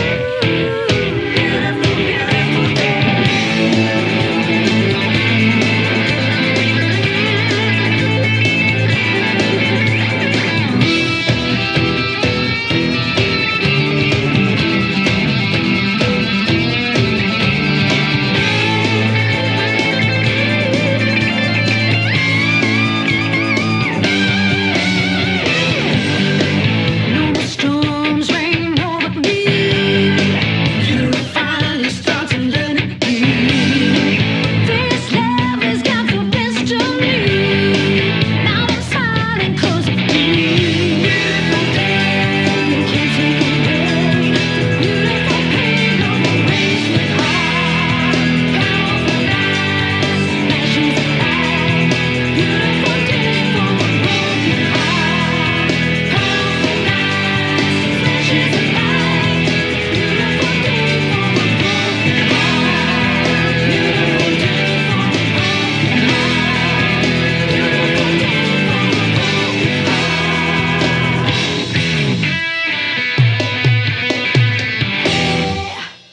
Yeah. Yeah, man. Hey, that is awesome, dude. Like those are those guitar amps that you were talking about. The tones coming from you're using the Line 6 and in the studio for that. Yeah, actually, we both plugged into my Line 6 with our guitars. Wow. And that was mic'd, or are there direct outs on that? Well, there is a direct out, but they were mic'd. Yeah, that sounded. I like the formula of that song. Yeah, that was cool. vocals way Drums up front. sounded great. Yeah. Vocals sounded amazing. Yeah, it was a great song. And Chip, the bass was beautiful. Well, when I say that, I always miss that. When I compliment the drummer, I mean the rhythm section. Yeah. Yeah. was fucking solid. Yeah. Yeah, it was great. Yeah. Thank you. Thanks. So Thanks. So did you guys record that yourself? Did you go to the studio? How did that work? We went to Cambridge Sound Studios. It's in Philadelphia. Jim Salamone did that. He mixed it for us. He did like a lot of stuff in like the Philly International kind of music sound, like Gamble and Huff, like what's it called? Like Teddy Pendergrass and the OJs. He did like a lot of them bands. But he's great and he's a great mixer. So he mixed that. Our producer was this guy Tony Mecca, excellent to work with. Yep. We had a couple engineers on that stuff, and but that's pretty much where we work out of. This place called the Opera House, and there's like 4 or 5 different recording studios in there, and that's the main one, which is Cambridge Sound. Yeah. So that's what we did. We did a 4-song session. First song was called "Looking for a Heartbreak." Did you send that to them? Okay. Yeah, that's "Looking the next for a song. Heartbreak" was our first song, Yeah. and then "Beautiful Day for a Broken Heart" was the second song, and then we're working on a third one and a 4th one, and there'll be videos also to go with them too. Okay. Once we get all 4, we might release an EP and then just continue that that trend. Do you mind if we play that one? Song video. Yeah. Yes. Can we? Do y'all mind if we play that one? Yeah. Look. Go ahead. Yeah. Go ahead. But before we do, when you, I won't sleep unless I know kind of how you did your recording process. Was it everybody in a room, or the drums and the bass player putting down rhythm section? How did you stack parts? How did you go about the process of recording these? Go ahead, Bill. No. It was Steve first. So Steve drums first with the click drums. track. Yep. Yeah, and Chip did his stuff. Wow, you did it at old home. school, actually. Yeah. No, it sounds like they're stacking it, right? So, but drums first. Yeah. Yeah, we stacked it. Steve did the drum. He ran the drums. I played a scratch bass track, and either Billy or Erica was singing a scratch track to just keep him in time. Yeah. I took his track home. I came home and I did it on my stuff and just sent them a WAV file. Wow. And then the guitars came in on one night and laid everything down. Same night, we pretty much put down all the lead vocals. And then we just started playing with it and figuring out all these little nuances and bits and pieces. Yeah. And just throw them in as they come up. Yeah. So I think it was more of a scheduling thing. Like, we wanted to do it live, Sure. but like our schedules were just taking us in different directions. I think the day we did something, you were like in Maryland or something like that, right? So it was almost like, okay, we had this plan, and then life took us away from that game plan. And I'm like, all right, well, we got the studio booked. We're going to do it by piece, you know? But it sounded like we did it organically, like Exactly. together, doesn't it? It really does. So yeah, when you do these type of things correctly, it does sound like everybody was in the room at the same time. Mm-hmm. And you know, the only thing that I have found in my recording sessions doing this type of stuff is you might miss like an organic turn signal. Like, we're in a room, we're looking at each other, we're playing, we get to the end of the verse leading into a chorus, and the drums do a drum fill that may not be there if you're stacking things. And like, oh yeah, there's a visual looking at each other. Well, yeah, that spontaneous Yeah. thing you're missing, probably. Yeah. It, Plus, when you're playing from a drummer point of view, when you're playing with a click, you're so into playing exact, 'cause you don't want to have to edit it and beat detector and all that stuff to line you up. I'm just really concentrating on honing in. Yeah. And sometimes it does make you a little sterile. Yeah. Because you're so worried about it, Yeah. But you learn to dance a little bit with it. I always find I'm on the back end of the click. more than the front end of the click. Wow, I'm a Russian, according to my producer. Me too. I'm a Russian. That's good to be a little behind, I think, in my opinion. To sit behind the pocket a little bit than to rush it. Yeah. Well, what do they say? When you rush the click, you sound white. When you're on the back of the click, you sound black. Yeah. Right? Yeah. That's what they. Well, with that said, when we play live, we just talked about this, I don't know, recently, but when we play live, now that, we're used to wearing the ears and we have the click and we have a guide and, certain things are on tracks.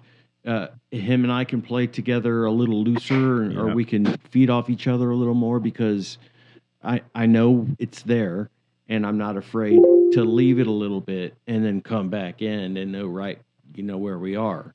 Right. It's almost like you got a safety net. Yeah. Right. Bit. Exactly. Yeah. So you can kind of, do a little stunt work, if you will. Yeah. And come back in and not worry about, not sounding like you lost where you were, So I'm going to add to that. He just said something that, so in Giza, we don't have a singer. Everything I composed in this room, there's synths and strings and all these kind of things going on. He said the guide track. Have you guys ever done a church gig, or do you know what a guide track in your ear with the click track is?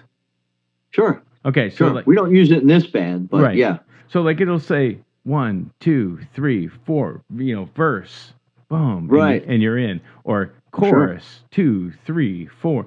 Like I put guide tracks in here, and sometimes I'll put things in there to mess them up. Like don't mess this part up. Here we go. 1, 2, 3, 4. And it's not as straightforward as he's making it sound either. It's like, hey, you prick. It's not like our songs are 1, 2, 3, go. No. It's no.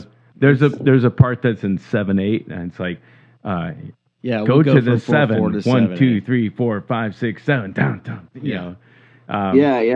So I was once you learn them, was my point, is once you got them ingrained in your head, it's like you can relax a little bit and play. Yeah.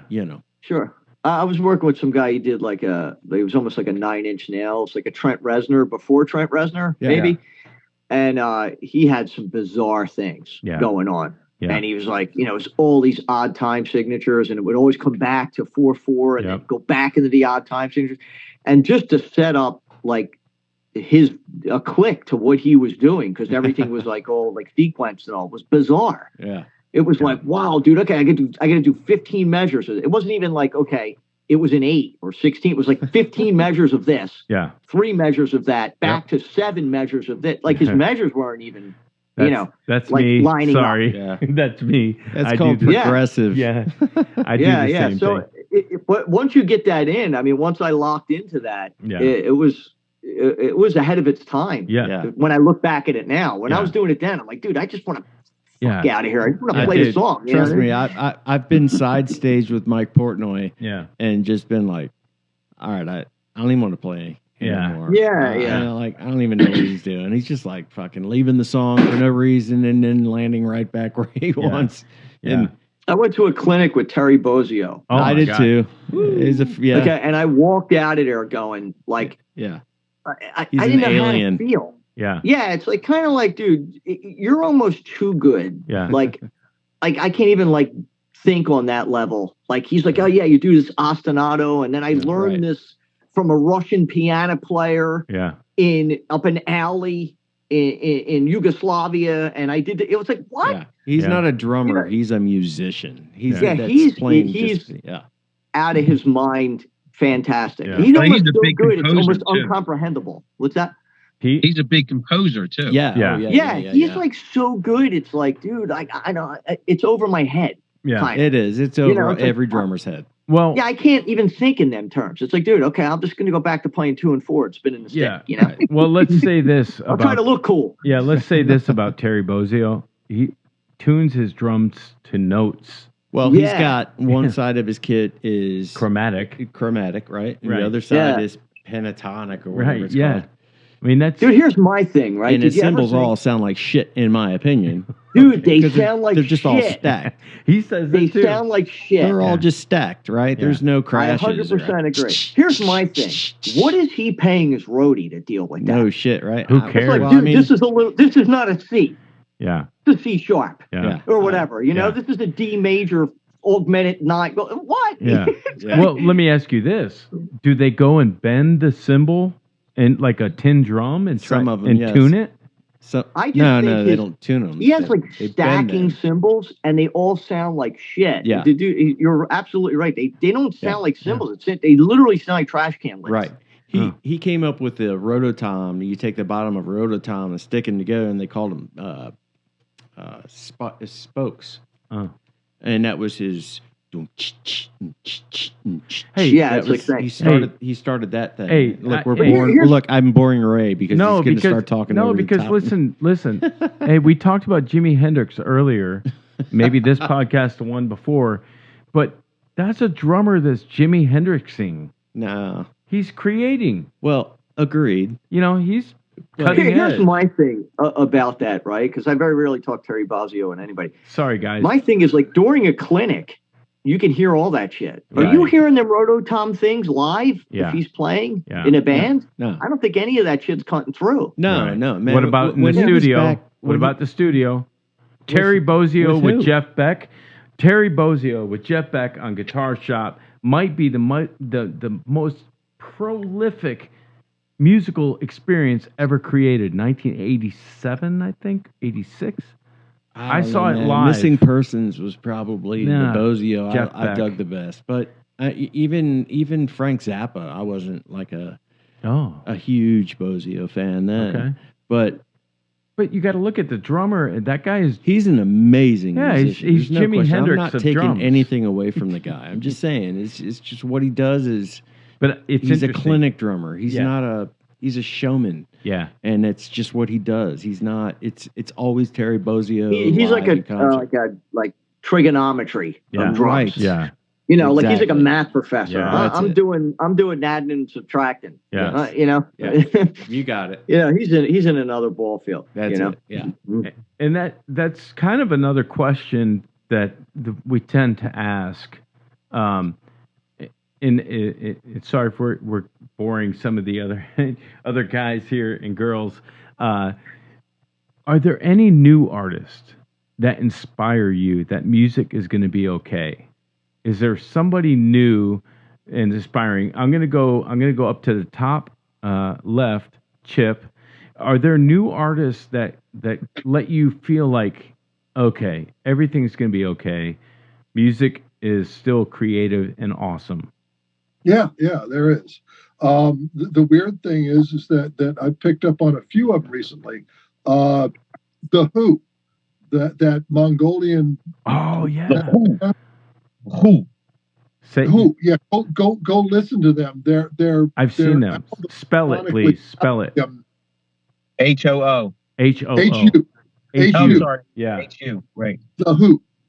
Yeah. They do some stuff with where they bring in some well-known American musicians. Lizzie Hale sings a song. Oh, with she's them. amazing. I love Liz. Hailstorm. Yeah. But yeah, check them out. They're fantastic. They do a. I've cover toured with her of- in three different tours I did with Yeah. her. Yeah. Yeah, but these guys are absolutely amazing, and they play. They actually all have music degrees from the Mongolian version of Berkeley. You know, they're just these fantastic musicians, very well trained in what they do. They take these mostly the instruments that are traditional to them, and then they add drums and bass and acoustic guitars and electric guitars to it. It's a phenomenal sound. Another act that is actually, she's stunningly good at everything she tries to do, and she's an amazingly trained musician, is Lizzo. Oh wow. Oh yeah. She holds degrees in music. Oh yeah. Wow. She's an amazing person. You don't really hear it in her music because she's a pop musician, but you see her doing other things, and the music that she can create is just amazing. Can you tell me? Can you tell me something outside of her pop realm that I can look at? Well, actually, a lot of people were screaming and yelling. She played a 300-year-old Stradivarius. Oh, yeah. Real one? I'm sorry. No. It's they call it the Stradivarius of flutes, and it's like and she played it in a museum in the middle of a big, huge marble room, and the sound of it was just ungodly amazing. It was frighteningly good. And she was playing it like legitimately. Yes, she's that was her instrument going through college. She was a flutist. Yes. Flautist. She flouted it. Better than being a pianist. My opinion, just saying. So Chip, thank you for that. The only thing that I know Lizzo from is her pop music, and I like all music. It could be anything, but like sometimes pop music kind of like sounds the same, and I'm like, it does. Well, it does, and that's the idea. It's designed to grab the young masses, right? Yeah, good point. But I think the thing that seems to me, it strikes me, as she's the same kind of a musician as Lady Gaga is. Oh yeah, who's just a pop musician until she sits down at a grand piano and with Tony Bennett. That's a great point. With Tony Bennett. Yeah. That's actually, oh my and God. your jaw just drops to the floor. I didn't know she could do that. That's oh the my only God. time I like her. Yeah. Actually. Oh my God. Yeah, exactly. I might even go out on a limb and say New Jersey's greatest treasure, Lady Gaga. I might even go there. So I might go there. I don't know even to say. Hey, I might go there. What is the boss? Is the boss from Jersey? Yeah, Yeah. Springsteen. He's more North Jersey. Hey. Bon Jovi, right? No. Bon Jovi. Yeah, well, Skid Row, Bon Jovi. Hey, Skid Row. They're more like North Jersey, though. Okay. We're more South Jersey. You guys We're more closer to Philly. You guys Skid know Row's Jersey. my band. You guys know Jersey. Lady Gaga is your treasure. Lady Gaga and Skid Row. No, Lady Gaga wins Jersey. She is brilliant. Her and Agree, Springsteen. That's about it. Skid Row is the band. Bill, what was that? Her and Springsteen. Yeah. Yeah, Lady Gaga and who? Springsteen. No, Lady Gaga is the winner. Hey, right. The new Star is Born. 1-1A. Right. Star is Born. Then I'll tell you, man, that I watched the movie. Hey, have you guys heard the new singer for Skid Row? Oh, that's a good point. Yes. That's a good point. Come on. Is that a Jersey guy? I don't know. It doesn't matter. He's badass. He is badass. But he's amazing. He smoked Yeah. Sebastian, and Sebastian's one of my favorites. Yeah. Rock singers. So, and I apologize if I hurt anybody's feeling by saying Lady Gaga is like. I think she's she is a genius. Unbelievable. I agree. She is an amazing talent. I'm maybe enthralled. Yeah, you know what I think is nuts about the whole Lady Gaga thing? Yes. It's like she could do all these different things, right? Obviously, she could sing and like she could be like a crooner, with Tony Bennett. She could play piano and just wow you. And then the record label sees that talent. It's like, okay, now this is what you're going to sing. And we want you to wear this, and you're going to be a cookie cutter, and you're going to do, So it's like there's so many people that are talented beyond what you think, and then the record label gets to them and makes them into a machine and basically pimps them out. And then if they have enough success, then they become you start seeing who they really are. But if they failed when they were getting pimped out, you'll never know what else they can do. Right. Do you think they did it's that almost with like her? they make you what they want you to be, You think they did that with Lady Gaga? I think that they knew she had talent, and I think that they were like, okay, we're going to make you outrageous. You're going to be the next Madonna, and here's a bunch of songs we want you to sing. Here's a meat suit. Here's a meat suit. I know they did that with Did Pink. she pull 'cause if away you from listen to that? Pink's first album, it's the nothing. It's nothing that she sounds like now, though. No, right. That's true. It's more of like it's more of a dancier album, right? And that's because Babyface and all them were writing all the songs for her. Okay. And now she's starting to write her own stuff. Yeah. So. Yeah. Get the party started and all that. So Yeah. And those are two artists I have, I'm giving away my guitarist man card that I have the utmost respect for. And Billie Eilish, in my opinion, she's great. Brilliant. That's who I was going to say, Ray. I was going to say Billie Eilish. She's amazing for sure. I just watched the documentary, but we're not going to leave Lady Gaga yet, because to talk about what Steve was saying about her, she has so much talent. They could put her in a meat suit and give her these pop hits, and then she would do a song on a soundtrack, Deep End. Is that the name of that song? Deep End. Yeah. Unbelievable. The Stars Born song. Yeah, the Stars Born song. Shallow. Yeah. Is it Shallow? I apologize. Yeah. The Shallows, to me, was her going, yeah, you can put me in a meat suit all you want. I can sing this. I can sing that. I'm going to sing this song with an actor. And it was a uber hit. Yeah. And then she comes back with, yeah, I'm good. I'm going to do 2 or 3 records with Tony Bennett, because out of respect for Tony Bennett. What she did with Tony Bennett, that was huge. To me, was like her saying, I don't care. All right, I made my money. We're you can good. Say it. You can say it. My family's good. Everybody's good. Say it. This is me. To me, it felt like this was her and her family at an Italian restaurant singing. Say it like an Italian. I can't, because I'm English. Just say it. I can't say it. Pizza. Fuck you. Yeah. I'll say it. Okay, you said it. Yeah, I'm not going to say that. You can say that. And that's what she was saying to the industry, because she could at that point. Wouldn't it be amazing to have that kind of power? Yeah. Sure. Yeah, just to be able to take a left turn whenever you wanted to. Yeah. You know? Yeah, that'd be great. Yeah. I would like at this point just to make people hear our song and respect our sound, and that's what we're trying to make happen with what we're doing. Yeah. Get it out there.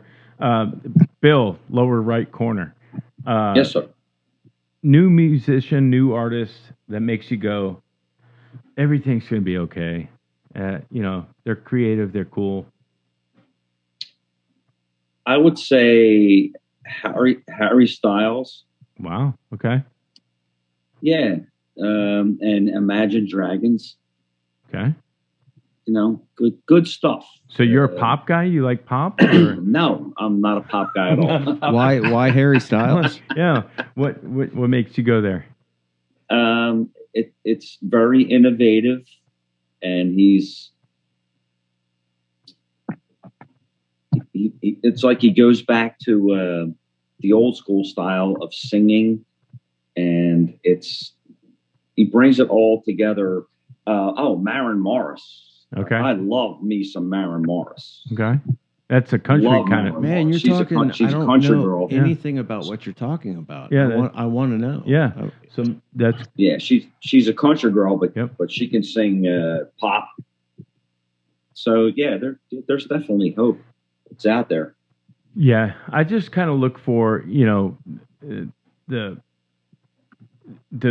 back home basics of music, kind of like like them, hate them, like whatever.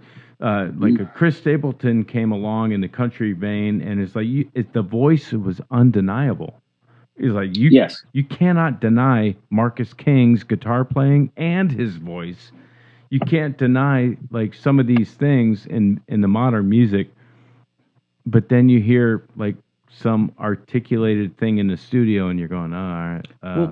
What do you guys think about, like, my wife and I sit back and we'll be watching something, and Miley Cyrus will come on and do something live, and it's just like, holy smokes. Miley Cyrus is legit. She is badass. I think.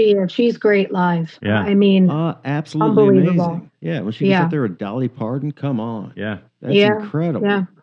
Yep. She is badass. Yeah, she's legit. Yeah. So is what's her name? Who's, I don't know. She might be crazy. I don't know if she is or not. Well, they all are crazy. Taylor Swift. Taylor Swift.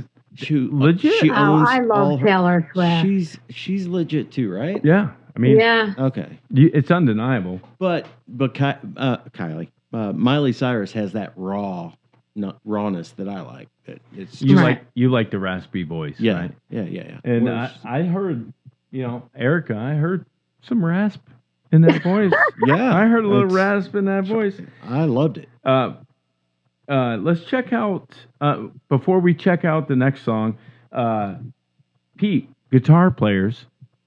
modern guitar players that let you know that guitar playing is going to be okay. Sure. I'm enjoying a lot of new music, rock and otherwise. Guitar players. I don't know if I'm going to say her name right. Orianthi, yeah. Orianthi. Yeah. She is badass. Yeah. And good hard rock music. Some of it's bluesy bass, but just really awesome guitar playing. She was Richie Sambora's girl for a minute. Yeah.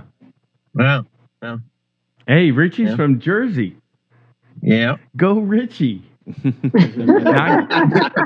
not Guy Ritchie. Chip. Not Guy Ritchie. Go Richie. Who else you got on guitars there, Pete? Well, I mean, I like Andy Timmons. I've got turned on to him recently. But there's a lot of other new music that I like as well. That it's not necessarily, say, hard rock or metal or stuff that I've been listening to. I mean, there is a lot of good hard rock. I like some of the stuff like. This isn't just a hard rock show. Yeah, anything. Right. Anything I understand. Yeah. That's sort of like my background. Oh yeah, mine too. Mine too, for sure. So, but I listen to a lot of stuff that's got guitar in it, but also stuff that's got horns, not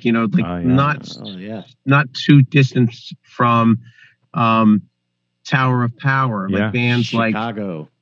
It's like, so these are some bands that you should check out. Galactic. Oh yeah. Fat Function, spelled with PHs. Fat Function. This one, I really love this band. I keep hearing songs I just love. They're called The Motet. Motet. And these are just stuff that's there's just so much. There's horns, and then and these are bands that you can all of a sudden hear like this raging guitar taking over the song, but it's just maybe Tower of Power is probably the older reference I could say that would be these kinds of bands. Yeah, and then cool. Another style that I've been into is like Grace Potter and the Nocturnals. Oh yeah, Grace Potter's good. Yeah. So I mean, I there's so much new music out there. I'm not discouraged. Pete, have you ever heard of a band called Puya? P-U. Say it again. Puya. P-U-Y-A. No. Check them out. Yeah, Puya. Booyah. It's I don't know if they're Mexican. I think they may be Hispanic, man. Hispanic. I've heard a lot of it's Hispanic rock guitar Latin stuff. Like yes. That's kind of what this is, but really it's killer. They go from metal to horn section to dance back to metal all in one song. Yeah. And they're from the 90s. Yeah. They're one of my all-time favorite bands to just pull out once in a while and go, wow, I forgot how badass this guy were. We could go on and on with that subject. Yeah. That's it. Well, that's it for me. It's fun. It's fun to go down. It's fun to go down. I like it. It's it for me. If I would like you, Pete, to listen to some earlier Marcus King band, like first, second, third record. Before he kind of went on the countryside, he had horn section, and it was Tower Power vibe with amazing guitar playing going on. I drove to Macon, Georgia, and I don't drive to go see anybody except for Jeff Beck. And I drove to Macon, Georgia to see this cat play when he was 19 years old. And it absolutely blew my mind. And it made me feel like everything is okay. I should burn all my guitars. And that's the most amazing live show I've seen in a long time, kind of a thing. So I saw some early Marcus King, and that was inspiring to me. But there's a lot of good up and coming artists that aren't doing, processed cheese music, is what I like to call it. We can actually hear that there. Okay, now we can actually. Good. Hear. I want you to put in Puya. Can we? I'd like to play "Looking for a Heartbreak." Oh yeah, first. after this for sure. Yeah. Sorry, I lost track of where we were for a second. Seems like Tuesday. I'm trying to turn you guys on to something cool. Sounds like. So is that 2 songs with Heartbreak in it? So Heartbreak and Broken Heart. Broken Heart. Okay. So I'd like to lighten the mood and say everything's gonna be okay. We're gonna play "Looking for a Heartbreak." Seems like Tuesday. Here we go. What a great drum mix, man. That's good.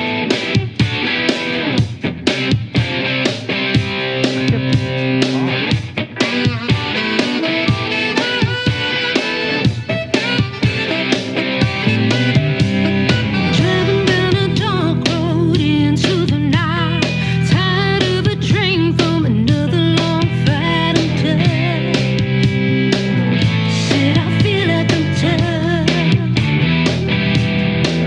I sleep with one eye open and your phone's blowing up. Wanna break down, but I gotta be tough as fuck. But I gotta be tough. Feels like I'm always chasing shadows in the night. Hard to be in love when we're trying to pick a fight. So I'm looking for a heartbreak, looking for a way to get out. Trying to find the words to say. Everything we have is in doubt. Maybe saying that it's true, but I think I'm on to you. So I'm looking for a heartbreak.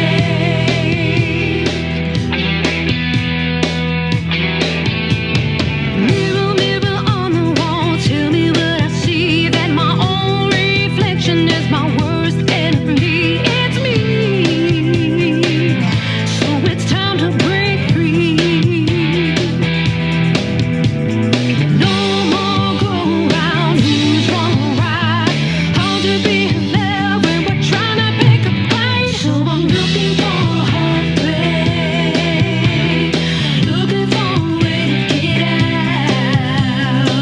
Trying to find the words to say. Everything we have is in doubt. Maybe saying that it's true, but I think I'm on to you. So I'm looking for a heartbreak. Maybe saying that it's true, but I think I'm on to you. So I'm looking for a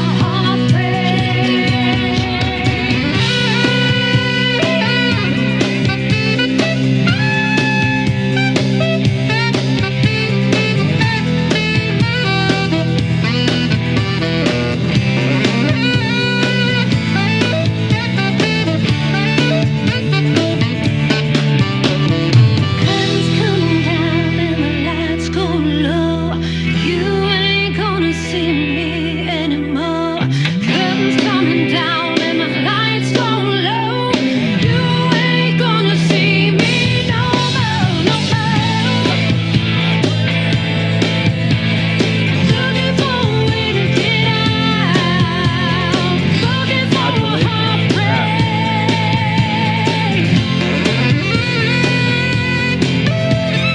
Mirror, mirror on the wall, tell me what I see. Says my own reflection is my worst enemy. Curtains coming down and the lights go low. You ain't gonna see me no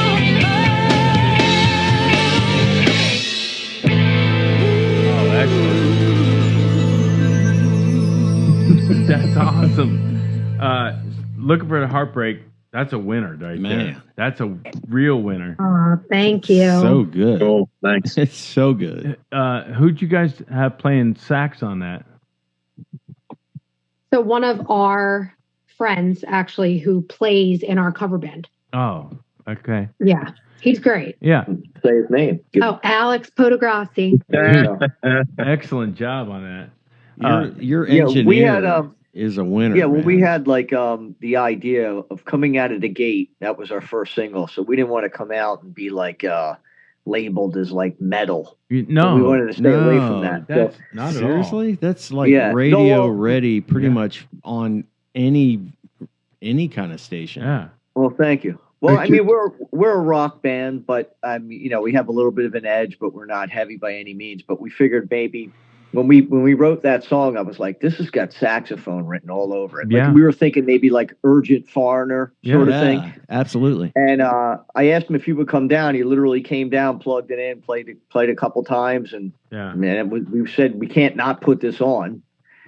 So when we have big gigs, he comes out and plays, and when something's just like a regular club gig or whatever, Pete will play a guitar solo in its spot. But it definitely made us, your ears stand up when you hear the sax. Yeah, You're for expecting sure. your guitar solo. We there, both looked at each so- other. Yeah. Yeah, that was there. You go. We got you. And the drums, dude. Yeah. Drums sound great. The production. What a production, man. Like you were saying, whoever you have doing. Are those the Pisces or the Zildjians? Yeah. They're the Zildjians. Yeah. Drum workshop snare, wood. Yeah. Yeah. Oh, that's Yeah. a wood snare?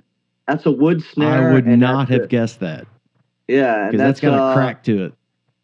Yeah, well, I was beating the shit out of it. in there. Yeah, you're a slugger. I was huh? really laying into everything when we were recording that Yeah, stuff. it sounded great, dude.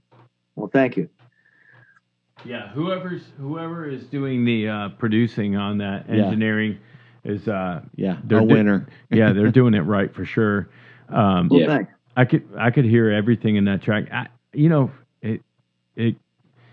The name Huey Lewis in the News came up, and like that's kind of right up that alley. It's not hard rock. It's good kind of soul rock, I guess I would say. Well, I always say we're like a hard rock band with an R&B girl singer. Agreed. That's And kind of- the because vocals. She sings kind of moody a little bit, Yeah. and the band has an edge to it. And then we also have Billy who sings lead. He'll be on the next track with Erica. They both sing on that one. And then Billy has a solo vocal performance on our fourth song. So we're definitely coming at you. And then Pete also sings lead too. So we're definitely coming at you more of like a. Dude, you got you guys three have a lot of singers? tuse. Yeah. We got three singers. Yeah, you got a nice really, toolbox. all five of us sing, but we got three lead singers. But Well, the vocal vibrato is different than what you normally hear, which it was kind of a slow vibrato. It was sexy. It went with the beat. Yeah, it was really it was Billie Eilish. super it was cool. sexy, yeah. I mean, it was just super cool. Yeah. That's Yeah. awesome. Yeah.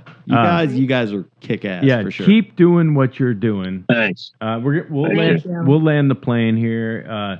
We really enjoyed having you guys on the show, and thanks for hanging with us so long. Thank you. Yeah, Please. We enjoyed it. Yeah, this was really a lot of fun, man. Thank you. We appreciate that. We just like to do a hang with bands. We're just band guys hanging with band guys and girls, and we'll push you too. I mean, we'll. But Thank you. just keep doing what you're doing. Don't let the pizza roll gig get in the way of. We're going back there soon, so it's we actually consider that a good. It was a good gig. Yeah. Well, let me ask you this. I mean, a gig like that, it's in a restaurant. There's not a lot of money to be made unless you bring people in. Are they charging door? Do you at least get fed? Did you get the pizza rolls? Or No, you got to pay for your own food, but we made the door, which is, basically you live and die by your own sword. You bring people, you'll make money. You don't, you won't. 100% door. Huh. Yeah. Okay. That club is. There's not many that are like that. There's Usually not. you got to the first 15 people go to the door and then you make a percentage of the ticket and all that. Yeah. That club's cool. That guy runs it fair. Yeah. And it's called the Rusty Nail. It's in Ardmore, in Philly, and he treats you right, man. You know, as I said, you kind of like, you know, you make your own fate. Yeah. You know, if you're popular, you'll make some decent money. You know, if not, then you won't. But we have a decent following, so it helps us pay the bills, and you know, he does make good pizza rolls too. I mean, they're out of the box, but he eats them up good. he eats them like them nobody's up with business. The best of them. I mean, you could burn that shit. Yeah, you know, he does good. Yeah. 350 a slow roll at 350, right? How do you want those cooked? Yeah. Hey, well, hang on the line. We're going to close the show, and we'd like to talk to you after, and you know, love to have you on again. I want to hear more of that. I do too. Yeah, it's really good. That's 2 of 4 that are coming out.